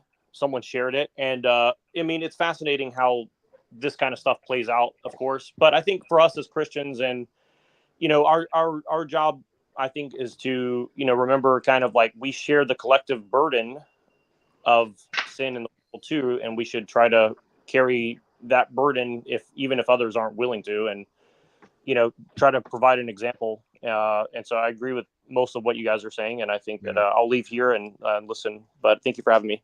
Well, thanks for joining, Neurojack. God bless you and the family. Yeah, God bless you too. Thank you. Bye-bye. We got to catch up on a few super chats. Harry Serpanos threw in $10 over on the Streamlabs. Again, feel free to super chat over on Streamlabs or Dono chat. Unfortunately, due to technical difficulties, Streamlab super chats will not appear on the screen tonight. And he said, it's a struggle between the globalists and the rest of the world for world dominance. They want to own it all and the rest to own very little. From a macroeconomic perspective, it's the Fed versus the traditional energy producers of oil and gas, OPEC +1. What are your guys' thoughts on that? Like that's a big part of it. Like you don't have control unless you have some sort of resource that everybody wants or needs. Right. I do see it as again, that whether it be Ukraine or Israel, really these things are tied up with the globalist agenda in one way or another. But it's interesting. I saw Qatar is actually one of the biggest promoters of, I forget which group, Hezbollah or Hamas or whatnot, but they were like threatening, some of these OPEC nations were threatening to limit oil production that would skyrocket energy costs, which again, even if they did that in response to these wars, that only helps the globalists in regards to people not being able to afford transportation, stay in your 15-minute city, make everything much more difficult on family owners. So it's like, again, the retaliation of them against each other only catalyzes and moves the agenda forward. Yeah, it's kind of like a win-win scenario. Because like if you screw the people over by having higher gas prices, that makes the people in power more powerful. Like, yeah, you'll upset everyone, but we're so unorganized and divided against each other. It doesn't matter how upset we are. We're just going to burn ourselves. Yep. Welcome, young penitent. How you doing, brother? Good. How are you? Good. Any thoughts on the conversation thus far? Yeah, I just wanted to just make a brief comment. Yeah, go ahead. I see your title is "How to Stop the War Machine." Yeah. And you know what? What came to my mind first was, I think back to like the Vietnam, and they had a whole anti-war movement. People go out and sit-ins and protests and things like that. But that's all well and good. But I think maybe since we're Orthodox Christians and we have God's ear, He hears us, especially. Prayer is probably the best. I just wanted to make that point. Prayer is the best weapon that we can use to pray for peace. It's effective. Maybe just, at the end of your prayer rule every day, just add a little prayer for peace, or, that would be my suggestion. I know that today was, there was some patriarch in Palestine had called for a day of prayer and fasting. I'll admit I didn't fast today, but I think it was the Patriarch of Antioch. Was that Patriarch one? John, I believe, what I saw, and he was talking about support for Palestine and understanding the history and the context of all this different stuff. But yeah, I agree totally with you. So that was my 2 cents. Well, and I think that's what's helpful from an Orthodox perspective, at least a practicing Christian, but certainly an Orthodox perspective, is that the fact that we're praying, the fact that we're participating in our religious life daily, the fact that we're going to liturgy and the Vesper service, this helps us not be so polarized. Like, I am literally convinced that if you want to not be affected by propaganda, get really close to Christ. Because he just gives you eyes to see. He heals the blind. We're all blind. And it's not that we can see the truth. Not that every opinion we form is true. But certainly, at least in my life, the more I've grown in my Orthodox journey, the more it feels like I can see through lies to a degree. And I'm less jerked one way or another emotionally. Yeah, we have, going to services and reading, doing the readings that we do, scripture, lives of saints, things like that, helps to form a worldview. We have a worldview, something to stand on. Before we didn't have anything to stand on. We were like on the sand, before you became a Christian, and we understand from the beginning to the end, right? So it puts stuff in perspective, like you're saying. So that's a good point. Yeah. Well, the other thing is that the church is the hospital for the soul. That's where we go to get healed, because we are so easily manipulated, and it is very tempting to just hop on a paradigm that aligns with your ego. And so if you're a Orthodox Christian or you're going that way, then your whole view is to realize how messed up your soul is and how far from God you are, that you actually start participating in the healing of your mind, heart, and body, so that you can actually operate as the body of Christ. True. Absolutely true. And shout out to Methodius. He says Patriarch of Jerusalem, so not of Antioch. Patriarch of Jerusalem was the gentleman who made that point. We had a few more super chats just to catch up on. Feel free to chime in, anybody on the panel, if you want to say anything. Orthodox Centurion renewed his membership for 3 months. Thank you so much, Orthodox Centurion. And he says, it's funny how all the populist conservatives went full neocon in such a little amount of time. God bless everyone. That was the comment I was thinking about earlier. Shout out to Orthodox Centurion. And that is so true. Again, that's what it was so noticeable, whether it be the Daily Wire crew, which was interesting to see, maybe split in opinions, but the entire conservative ecosystem of information, as soon as this happened, you could probably count on your hand how many people actually maintained some sort of sanity and didn't get polarized by it. Yeah, it's not at all surprising. Populism is a complete fake psyop. It's basically a bunch of spoiled rich kids who actually hate the working class and want to see them, continue to be the slaves.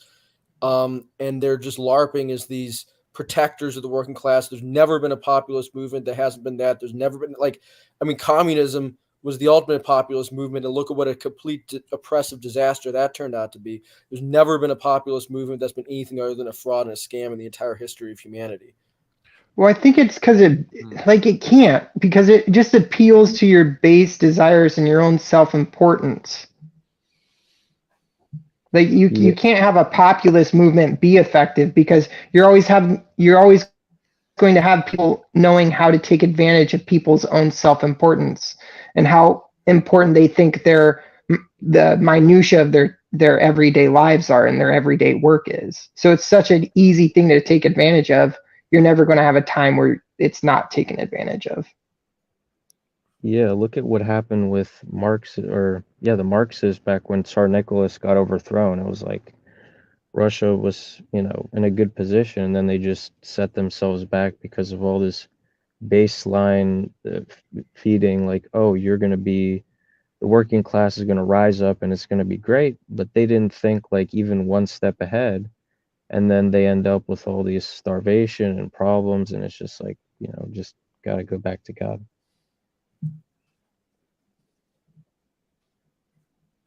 Anybody else? Go ahead.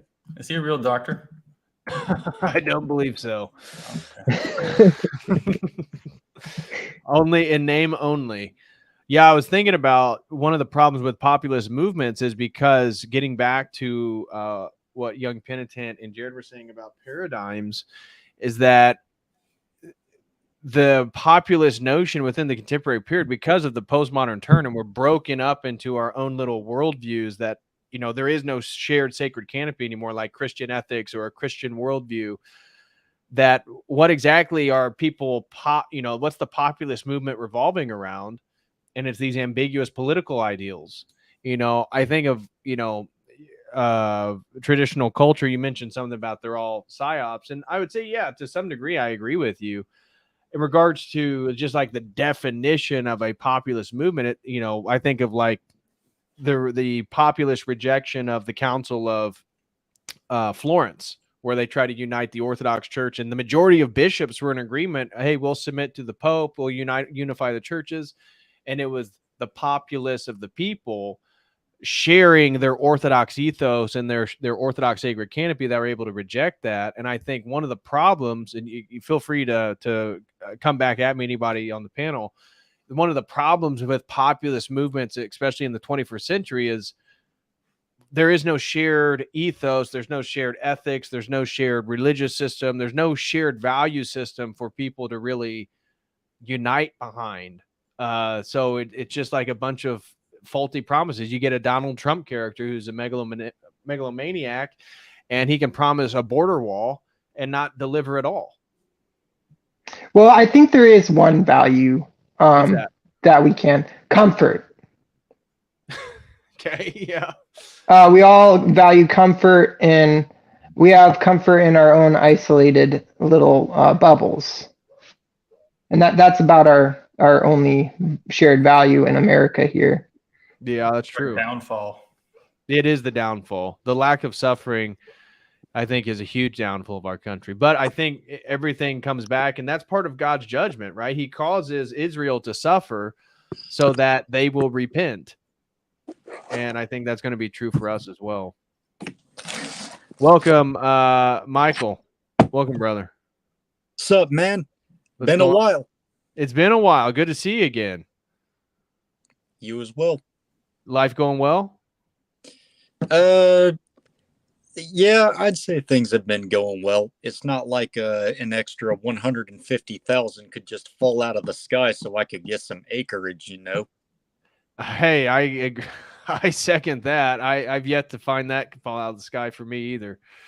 Another super chat came in from Will Emmanuel. He renewed his membership for 7 months and says, "Gotta go, but we'll try to watch later. Thanks for the steady work." Well, thank you for the steady support, Will Emmanuel. God bless you, brother. And then we had Christopher Baker throwing $2, says, Javier Milei is the next president of Argentina. Ivan, you got something to say about that? No, only that it's inevitable. You want to fill people in on the context of what's going on in Argentina?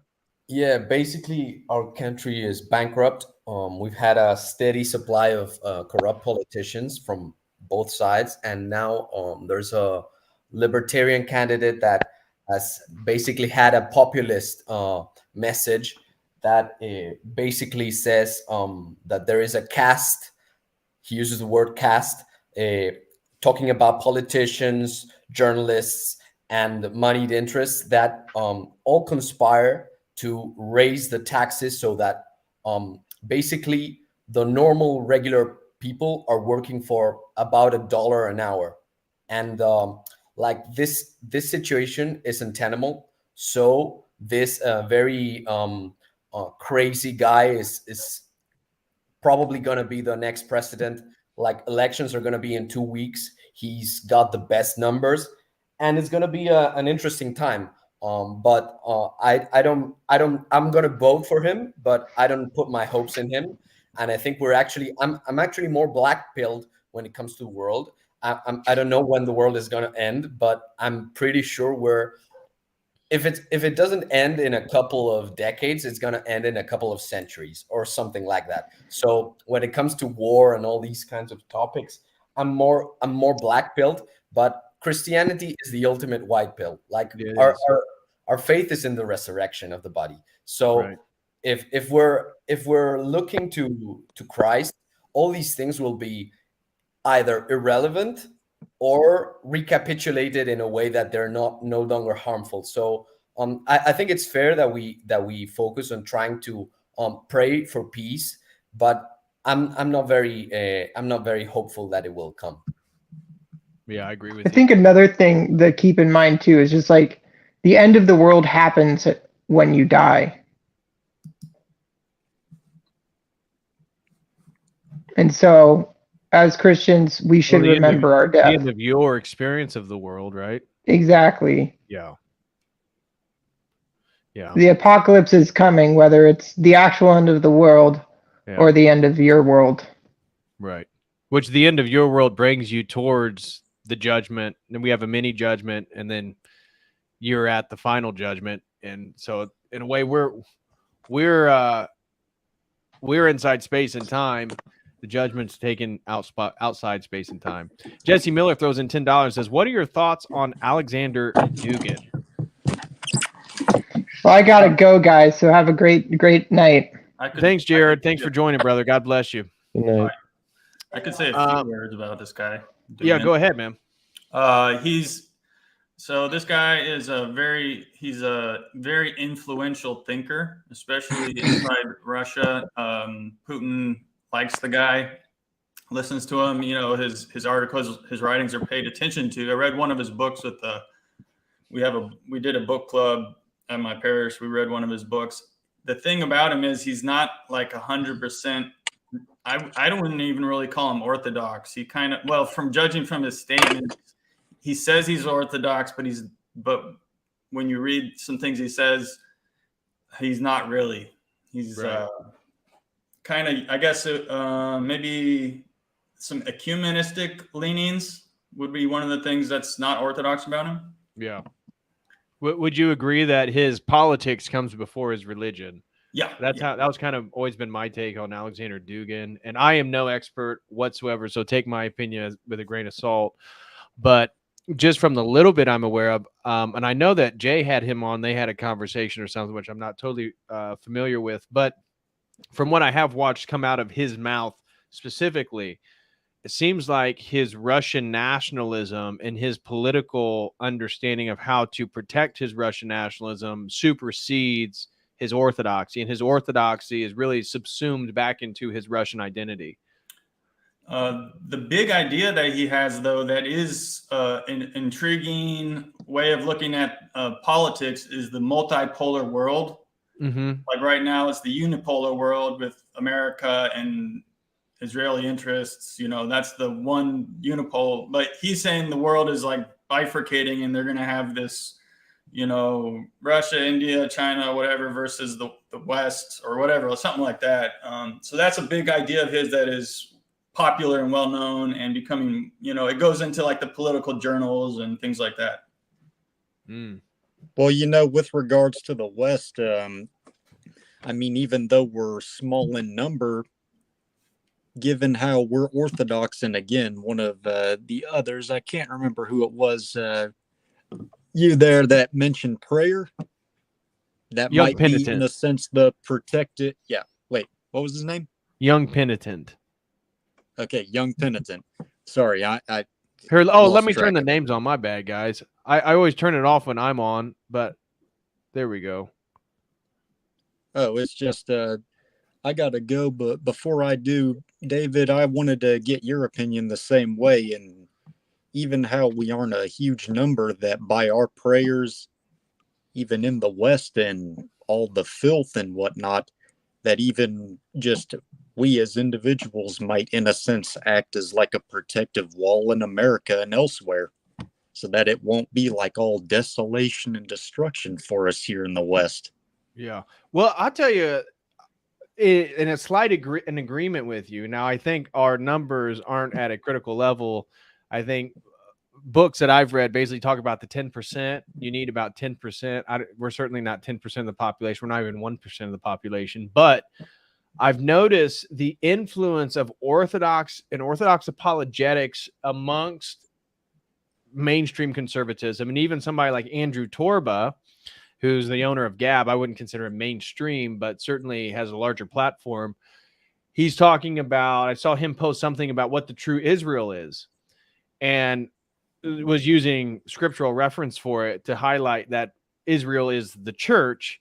But even within his own reference, it mentioned priests, it mentioned saints, it's insinuating a liturgy, things which Protestantism doesn't have. And so it's interesting how, even though we are such a small minority, we are exerting a force upon Protestant Christianity in America that I think is pretty useful. And so I've seen somebody like, I think he's in Australia now, but Elijah Schaefer has become ortho curious. He posted recently about he's not Orthodox, but he feels like if you're going to be Christian, the only true one would be Orthodoxy. And so I think that is hopeful, that the possibility of a 10% conversion, I think, isn't out of the question because it's the truth. You can have your national understanding how Orthodoxy can sort of sanctify your nation, but then you get all the trad-based red-pilled stuff that's baked into the cake because it's true. But that's not why you become Orthodox. You don't become, that's my problem with Ortho Twitter. You don't become Orthodox because it's based in red-pilled. You submit to it because it's the truth. It's so subtle, but it's a different direction of your heart when you're entering the church. And that's why I don't like Ortho Twitter, because everybody's trying to bicker, and it's like, that's not the point of Orthodoxy, is to beat people with the errancy of their theology. Yeah, they're wrong, clearly. Can I ask a question? It's more than that. Go ahead. You said 10%. Was there a reason why you picked that number? That's just like book statistics. It says that's the critical mass. And so if you get 10% of a population, you can have a mass revolution. I think the American Revolution was believed to only be 10 to 15% of the population were fighting. Okay. And right now we're 1%, right? I think. Yeah. So Orthodoxy is about 1% in the United States. My point is, if it became 10%, that's a real bulwark of a thriving community. I mean, that's millions of people. Mm-hmm. So I think you could have a real cultural effect. See, I don't think, because of Orthodoxy so small, maybe we're 10% of like the traditional right-wing sphere online. And now we can see the effect that's having on like Christian conservatism, generally speaking. In regards to American pop culture, it exerts no influence whatsoever. But I'm saying if it was 10%, if it did reach that what's called a critical mass, 10 to 20% basically is all you need to have like a revolution of some sort. Although we're not revolutionary. Orthodoxy is not revolutionary. It's actually being anti-revolutionary is the revolutionary spirit of Orthodoxy. It's like, we don't want a revolution. We don't want you know, a new political democratic structure. We just want to promote Christ and get people to heal themselves by joining the church. That will naturally work itself out, who they vote for and the values they hold and getting married and having children. That's all second. You know, that's why telling people, oh, you need to go have babies and all, it's like, well, first they need to heal themselves. They're not even going to have a proper relationship. They're not going to have a good marriage. They can't be honest with somebody. You know, there's other things, and that's where orthodoxy is the solution, but it has to do with it, you becoming Orthodox because you're submitting to Christ, not because you want to be super red-pilled and based. Totally agreed. If I may throw this in here, maybe it's too late to discuss this, but I think that Serbia is kind of an interesting case study because I go to a Serbian church, so I'm always privy to a lot of Serbian news. And last I heard, there was a very big march, thousands of people marching with icons in favor of family and such. And I think it's an interesting case study because Serbia is always involved in some sort of like political thing. Obviously, the biggest players are not from within.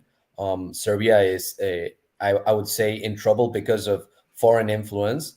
But I think it's a very interesting case study to see the effect of how having a huge Orthodox Christian population affects things. So maybe it does, maybe it doesn't. I'm not sure, but at least it gives me hope to see that there are still pockets of orthodoxy thriving, at least in the world. Well, in the Orthodox, those Orthodox cultures are the only ones that are resistant to the global homo. I mean, Romania, Serbia, Russia. I mean, that's where you look at the Ukraine-Russia war and all the degeneracy that Zelensky and the Ukrainian powers are promoting, LGBTQ stuff, transgender fighters. You know, the American representative speaking on behalf of the war was some man who, you know, parades himself as a woman to a hideous degree. It's because that is the face of this evil, distorted thing. You know, it's like the evil is not pretty. It's just, yeah. And I think that then we can, yeah. Anyways, I'll leave it there. But Thomas Henderson, shout out to Thomas. God bless you, brother. We got a premium members meeting, by the way, tomorrow night, Thomas. Hope you're there. He says, have lots and lots of children. Absolutely. And that's another thing where maybe we're only 1% right now. And say maybe in the next decade, many Protestants and Catholics convert. Maybe we're 2% of the American population.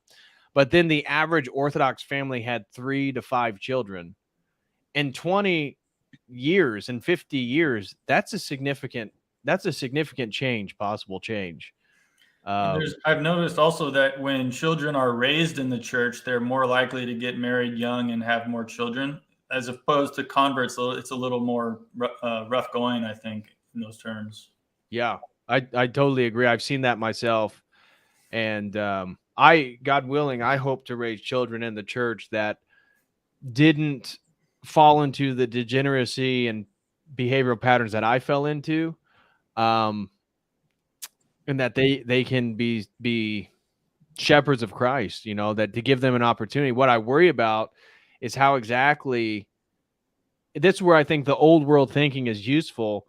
The idea that my children are going to be able to go buy a house, go to college, and then buy a house and have proper, you know, that's not even possible for me right now, let alone the way the economic system is going to be in the future. So it's going to be real old world thinking in regards to more people living together in a single household and just building from there and expanding outward if possible.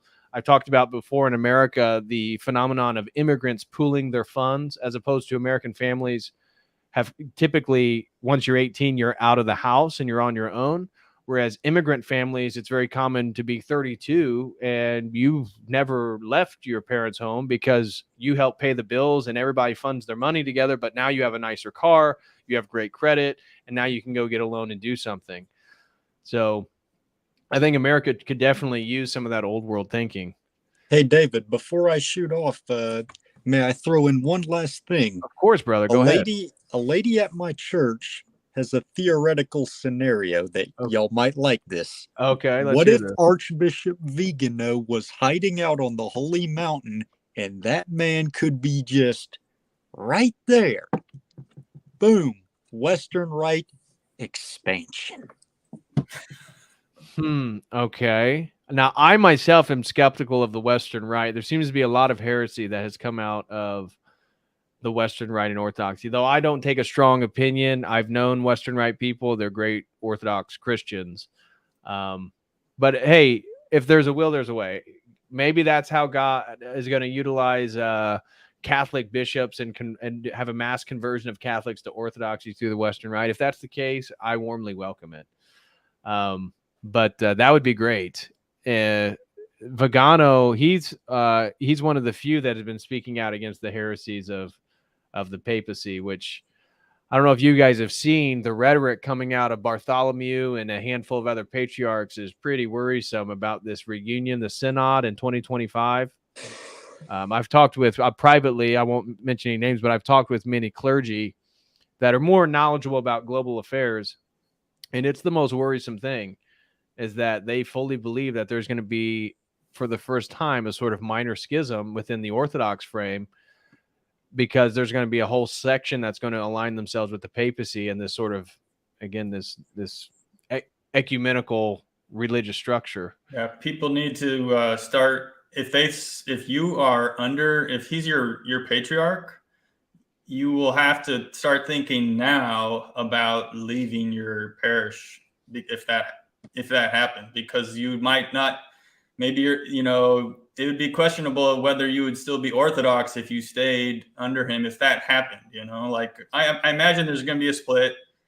There will be, most of the patriarchs are going to say, we're not going along with this. It'll be like one, it's him. And then all the rest of the patriarchs will be saying, no, sorry, you're no longer, in communion with us. So God help us if that ever happens.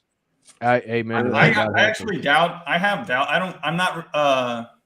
I've been hearing about this union for like almost 20 years. So, I mean, I'm not like too worried, honestly, that it's really going to go through, but who knows? Well, I think the difference, and I'm with you there, but I would say that maybe the potential difference between now and before is there's a date for the synod. So there's already an official synod for Orthodox and Catholic reunion in 2025. It's like the summer of 2025. It's like weeks in Rome at the Vatican. And hopefully it doesn't. Hopefully it blows over and it's another sort of skeptical worry of Orthodox Christians that our church was going to break up. Maybe it's the real thing. I don't know. And I suspect that's partly why Bartholomew has been creating all these fake churches around Ukraine, and even the new Ukrainian church, is so that they're going to have patriarchs and they will then go along with him. So maybe it's only 10% of the church or 15 or 20% of the church, but it's 7 patriarchs along with Bartholomew, who is the first among equals.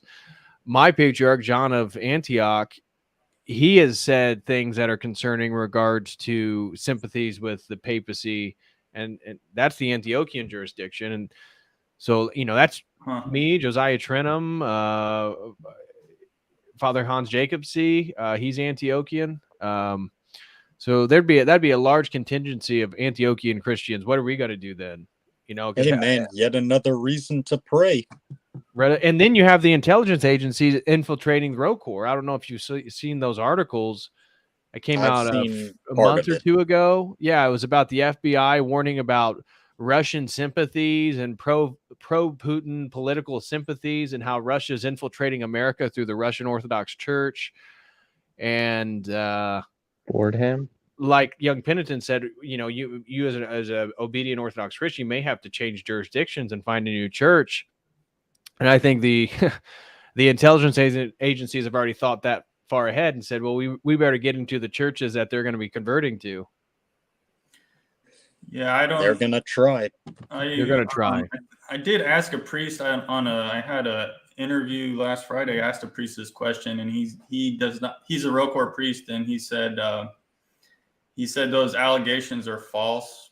So for what it's worth, the allegations that there are spies in ROCOR.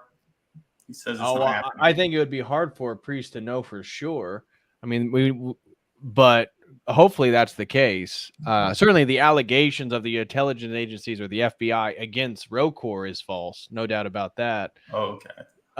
Because the FBI is claiming that there are Russian spies, influencing, Right. but I think that's fake. But I do speculate, and I could be totally wrong here. I do speculate that there are FBI agents going to large traditional Slavic-based Orthodox churches and trying to blend in. Oh, yeah, I've kind of heard stories about, this guy seemed, he was kind of glowing, this guy came to the church one day and he was kind of glowing afterwards. If you catch my. No, I don't catch your drift. Yeah, Are you talking Glowy about just the knows oath? he's like FBI. Glowies? You don't know that term? Nope. It's kind of it's internet slang. It's internet slang for feds. These feds, yeah, basically. Oh, okay. Yeah, that's above my head. I didn't even know that. They're kind of, they're like asking. They're at the, they're at the coffee hour and they're kind of awkward and they're asking weird questions. I've heard stories like this. I've seen that. I've been in conversation. I won't say where or with who, but very strange things that are brought up by a sort of random person. Doesn't seem to be totally Orthodox, but they are very incessant on like responding to the state of the world and like, what are we going to do about it? We need to do this. It's like, bro, you just need to go to liturgy. Like, you've been to confession. Like, this is coffee hour, man. Like, I don't know what to tell you.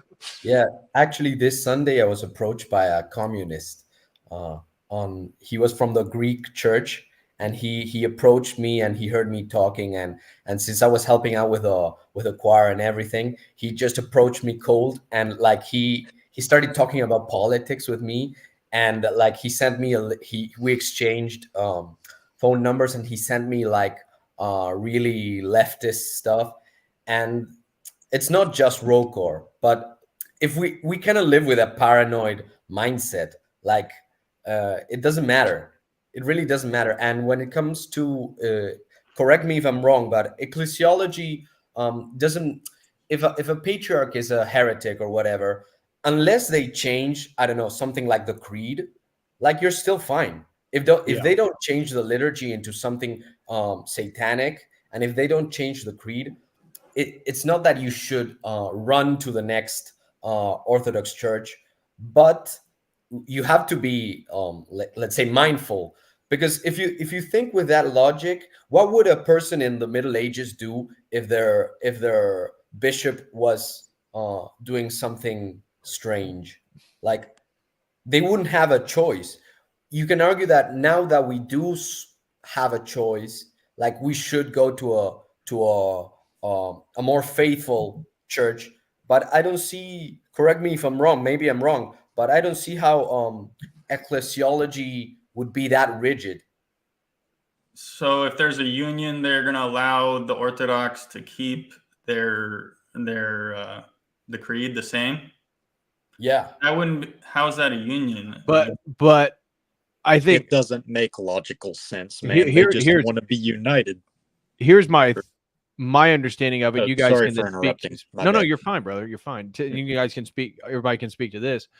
Is that my understanding, at least in my private conversations I've had with people, is that there will be a section of the Orthodox Church that would essentially be breaking communion with the Orthodox Church that says we are the only true church. And so that's where I think maybe the bishop thing comes into place, because if your bishop he could be a globalist shill, but if he's in communion with the true church, the sacraments are legitimate. The sins of the man doesn't affect the validity of the sacraments.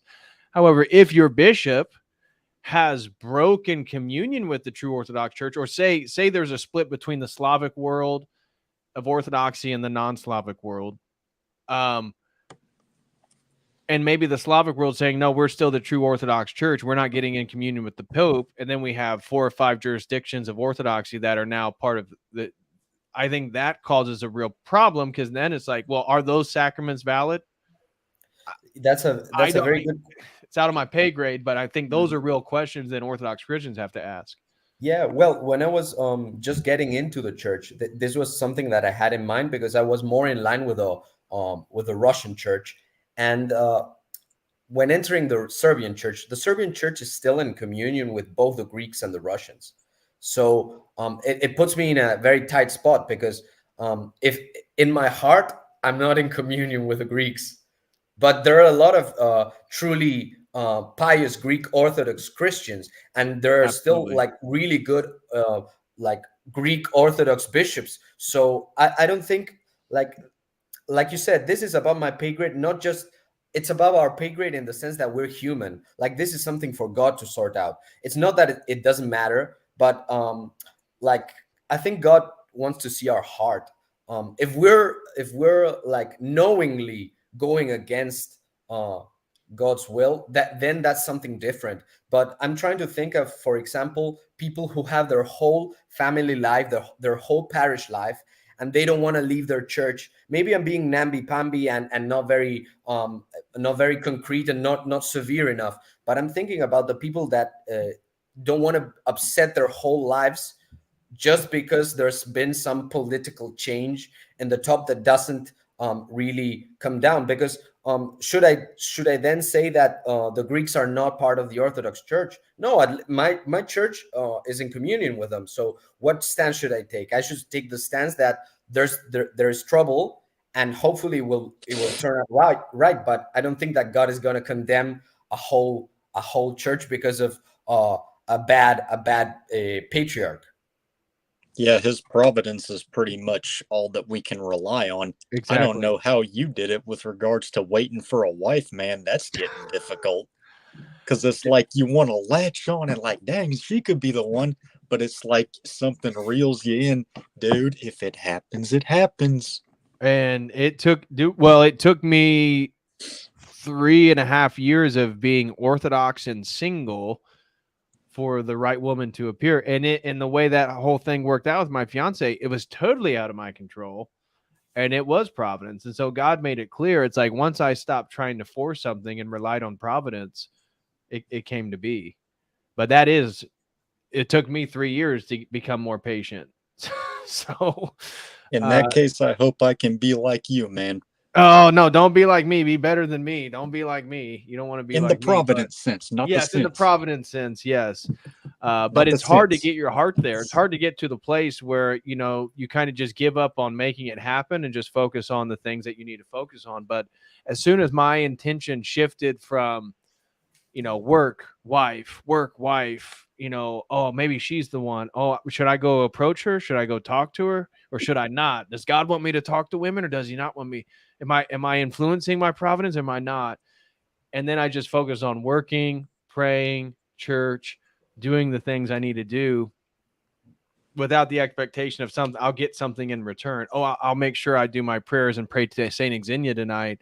Because maybe if I continue, if I go, 2 months strong, then I should definitely help, getting away from all that Western mindset and just like falling into God's hands. That takes a while, but once you do, then God does stuff for you in your life, which then deepens the reassurance that, man, I got to let go. I gotta rely more on him. Michael, if I may ask, how old are you? 24. Well, hold on. I'll be 24 in less than a month. Okay. You're still young, man. You're still young, because even if you were to meet the perfect Orthodox girl who's ready to get married, are you ready to get married in the next year? Technically, dude, I don't think with my savings, this is why I mentioned it'd be real convenient if 150,000 could fly out. Well, then once you had that 150,000, maybe the girls show up. But not that you need money for the right woman either. I don't want to put that out there. That's a false framework. But my only thing is, I've talked with some of the young Orthodox men, and they're 22 years old, don't really have a full-time job, not sure what they want, and then they're like, well, why can't I find my trad wife? It's like, brother, you may, but are you in a position to get married right now? Like, absolutely not. Like, just focus on becoming that man so that God can give you the woman that you're the man she's looking for. Well, that's the thing. The patience and the providence is such a difficult thing. I'd love it if it could happen in an instant, and then like the next Yeah, wouldn't open we all? panel, I could reach down and like call a Nigerian dwarf goat in my farm and just be like, "Yo, Luigi, come up here and say hi to David and Based Mama and BLA and all them." There you go.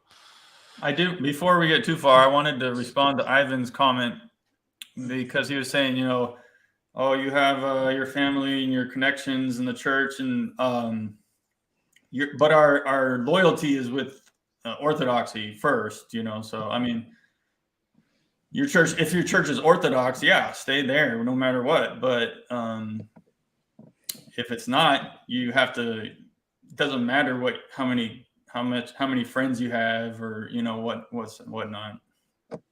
Agreed. Yeah. I might be mistaken, man. I don't know. I'm not sure. Vigilance. Stay vigilant. Amen to that. Orthodoxy's drawing in good dudes. I've seen it even in my own church, how young men like myself, I think as the other denominations, if you would call them that, like the Catholics and all them, as they keep succumbing to the wokeness, that's what caused me to jump off Rome's ship and hit the deck of the Greek ship. Except I rolled off the side, hit the anchor, and my angel had to drag me back in, but that's another thing. If I may comment on this small like marriage topic, I think that you should like strive to like be more faithful yourself, and I don't know, you're probably gonna have to compromise on something because I don't know, what's more important to you, that your wife is beautiful or that she is pious? And where's the cutoff point? True. Again, the struggle, man. It's like struggle. you have to mentally, if you want to, like the force aspect, it's like you got to reel in that horse and be like, no, I'm not letting you gallop off into that direction. No, I'm not letting you jump onto this or that. It's like, no, get back here. We got to involve the brain and the heart, not just one or the other. It's okay to wait for someone who's at least about as attractive as you are, I think. But the Holy Spirit is attractive, so yes. What you find that's a great point, young penitent. What you find attractive should be in relationship to your value system, but you don't have to, not be attracted to somebody physically because they're pious. It all should go together. But yeah, great point there. Well, actually, the Bible says that a beautiful woman without discretion is like a ruby in a pig's snout. So, I mean, there's your answer. So. Yeah, well, and I think as you become more Orthodox, harlots become less tempestuous. It's almost like displeasing, like you think. And so I think that's a great point, Dr. Vag Sil, is that, the more you pursue true purity and piety, you can meet a girl who may not be, you maybe think that you need, big boobs and a butt or whatever you think you need. I don't know. I'm just saying this.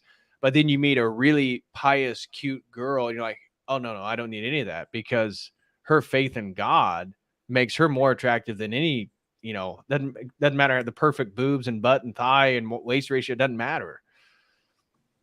It's the heart that does. It does. You got to have the heart and the soul. And somebody who loves you is going to be there when you're old and when you're dying. I mean, that's what the goal is, to live together for the rest of your life and, God willing, make it into the kingdom together. So, it's, you're playing a different game if you're signing up for an Orthodox marriage than just somebody to satisfy your pleasures. That's the thing. It's the struggle of pursuing the long-term stuff and not letting the short-term, oh, she's beautiful, control everything. You got to look for that end goal, but it's a struggle. And speaking of end, guys, I haven't been on long, but I enjoyed what little I got out of this stream. Y'all have a wonderful night. God bless, brother. Take it easy. Good night. We got a few more super chats to hop through. Felipe throws in R2790. I'm not sure what that. It might be South African. It says, off topic, I would love a debate or expose of Robert Sefer. He's spreading false information about Christianity on very lay people. I'm not familiar with Robert Sefer. Let me pull him up. Are you guys familiar? Anybody? No. Okay, I just pulled him up. He's an anthropologist and author. Oh, interesting. He post stuff about psychedelics, occult stuff. Interesting. Right up your avenue. Yeah, that's right up my avenue. I was not familiar with Robert Sefer, but thank you very much, Felipe. That might be a good topic in the future. If you want, Felipe, you could always sponsor a stream. But I do appreciate bringing him to my attention. I was not aware of. He's got 402,000 subscribers on YouTube. So thank you so much, Felipe. I'm definitely open to that. And then Felipe also sent another one for $27.90 of our currency. Dugan is a traditionalist, ordained member of the OTO, and a Kabbalist. Oh, I did not know that. I know some of his disciples all involved with paganism / black magic. Okay, well, in that case, then even more so, we would argue that he's not a true Orthodox Christian. But I am not aware of this, Felipe. So, again, like I said, I am no expert on Alexander Dugan or know the intricacies of his worldview or theology or his heart. I have listened to some of his stuff translated again, and therefore I don't even know how accurate the translations were. But watching videos of him, it just seemed like he was much more political than coming from an Orthodox phronema. But if he's in the Ordo Templi Orientis and he's into Kabbalah and magic and stuff like that, well, then you can throw all that out the window, which I could see that, because there's a lot of magicians and pagans are nationalists. So that makes sense in regards to right-wing magic circles. There's quite a few people that would identify as like a political nationalist. So it's possible. And then AC, shout out to AC, who was on earlier. He threw in the $10 super chat and said, people in the chat mentioned boycotting Bud Light, etc. But Orthodox Reflections and Rachel Wilson point out that is a loss they will take, and it is multinational investors. Thoughts on a Salt March style boycott of everything to break the oligarchs? Are you guys familiar with a Salt March style boycott? Or is he just saying, like, try and boycott as many things as possible? Because, I mean... Oh, I see. Oh, yeah, the Salt March of Mahatma Gandhi. Was a 24-day march, lasted from the 12th of March to the 5th of April, 1930. Was a direct action campaign of tax resistance and nonviolent protests against the British salt monopoly. He actually stopped eating salt for like a certain, like you can die if you don't have salt. Yeah. Yeah, and it doesn't matter, because if you do that, the Federal Reserve will print more money and give it for free to other people to spend. So you're just going to get inflation. Well, and that isn't that the most ironic sort of kick in the teeth is the Biden administration is getting ready to ask for $100 billion for Ukraine and Israel. And what was it? It was $700 or something they gave to the people in Hawaii. Oh, yeah. The total, right? So their whole house, everything they own burns down. They get what, like, it was like $700 or one time $750. And they want to give $100 billion to Ukraine and Israel. And nothing for the people. It shows you. Go ahead. I'm sorry. I said also, like, basically nothing for the people of East Palestine, where there was that train derailment and it poisoned all that water. Yeah. Well, you shoot the coverage of it. They hardly even want to talk about it after it was, it started to really come out. So, yeah. And then the toxification of the water stream. Yeah. It's our government, dude. It's that I always say this, and I didn't know if I said this earlier, but in regards to the American empire, my biggest enemy is not a Muslim. It's not an Israeli. It's my own federal government, and then my own sinful temptations and sins. Like, that's the thing that I'm worried about the most is myself and what I'm tempted by, and then my own federal government. It's the U.S. government that is the one that is more likely to harm me, my family, or kill me. And so I think then again, the propaganda, the fantasy land they try to get people to live in is that it's Putin and Russia, it's Hamas and the Palestinians, it's Islamic terrorism, which are all real threats. I'm not just, saying there isn't radical Islamic terrorism, but what's more terroristic than all the false flags done by our intelligence agencies here in the U.S.? But anyways, guys, you have any sort of concluding thoughts? We can wrap this up and hop off. Feel free. Anything you guys want to say before getting off here? Yeah, like seek first the kingdom of God. Amen. Amen to that. Young penitent? No, I'm good. That's a good one. That's a good one to end on, I think. I agree. Dr. Vagisil? Yeah, just briefly, I guess, the last guy that dipped out, where he was talking about, finding a woman and all of this uncertainty when it comes to finances, especially with us younger guys. It first starts out with, you tend to think about your desires or what you want instead of first reflecting on your intentions and being like, oh, do I want what is God's will for me? Like, if you're in a situation where you're being tempted by a woman, it's like, oh, I want this girl, but it's like, is that what you really want, or is that just your eyes influencing you to do what God doesn't want you to do? It's all about first asking for patience and kindness and trying to exemplify God's love and understand what it means to show sacrifice or sacrificial love. So then that way you can be the example that people will see and then grow from there. So amen to that. Well, guys, I want to thank you all for hopping on. And I want to give a special thank you to all the super chatters. Oh, Felipe throws in another 10.9 and says, I love your work. Well, thank you so much, Felipe. God bless you, brother, for all the support. I truly appreciate that. And Mr. Smirks throws in 1999, says, I used to watch Robert Seffer all the time. His other channel is Atlantean Gardens. He's a perennialist, and some of his beliefs are very Gnostic.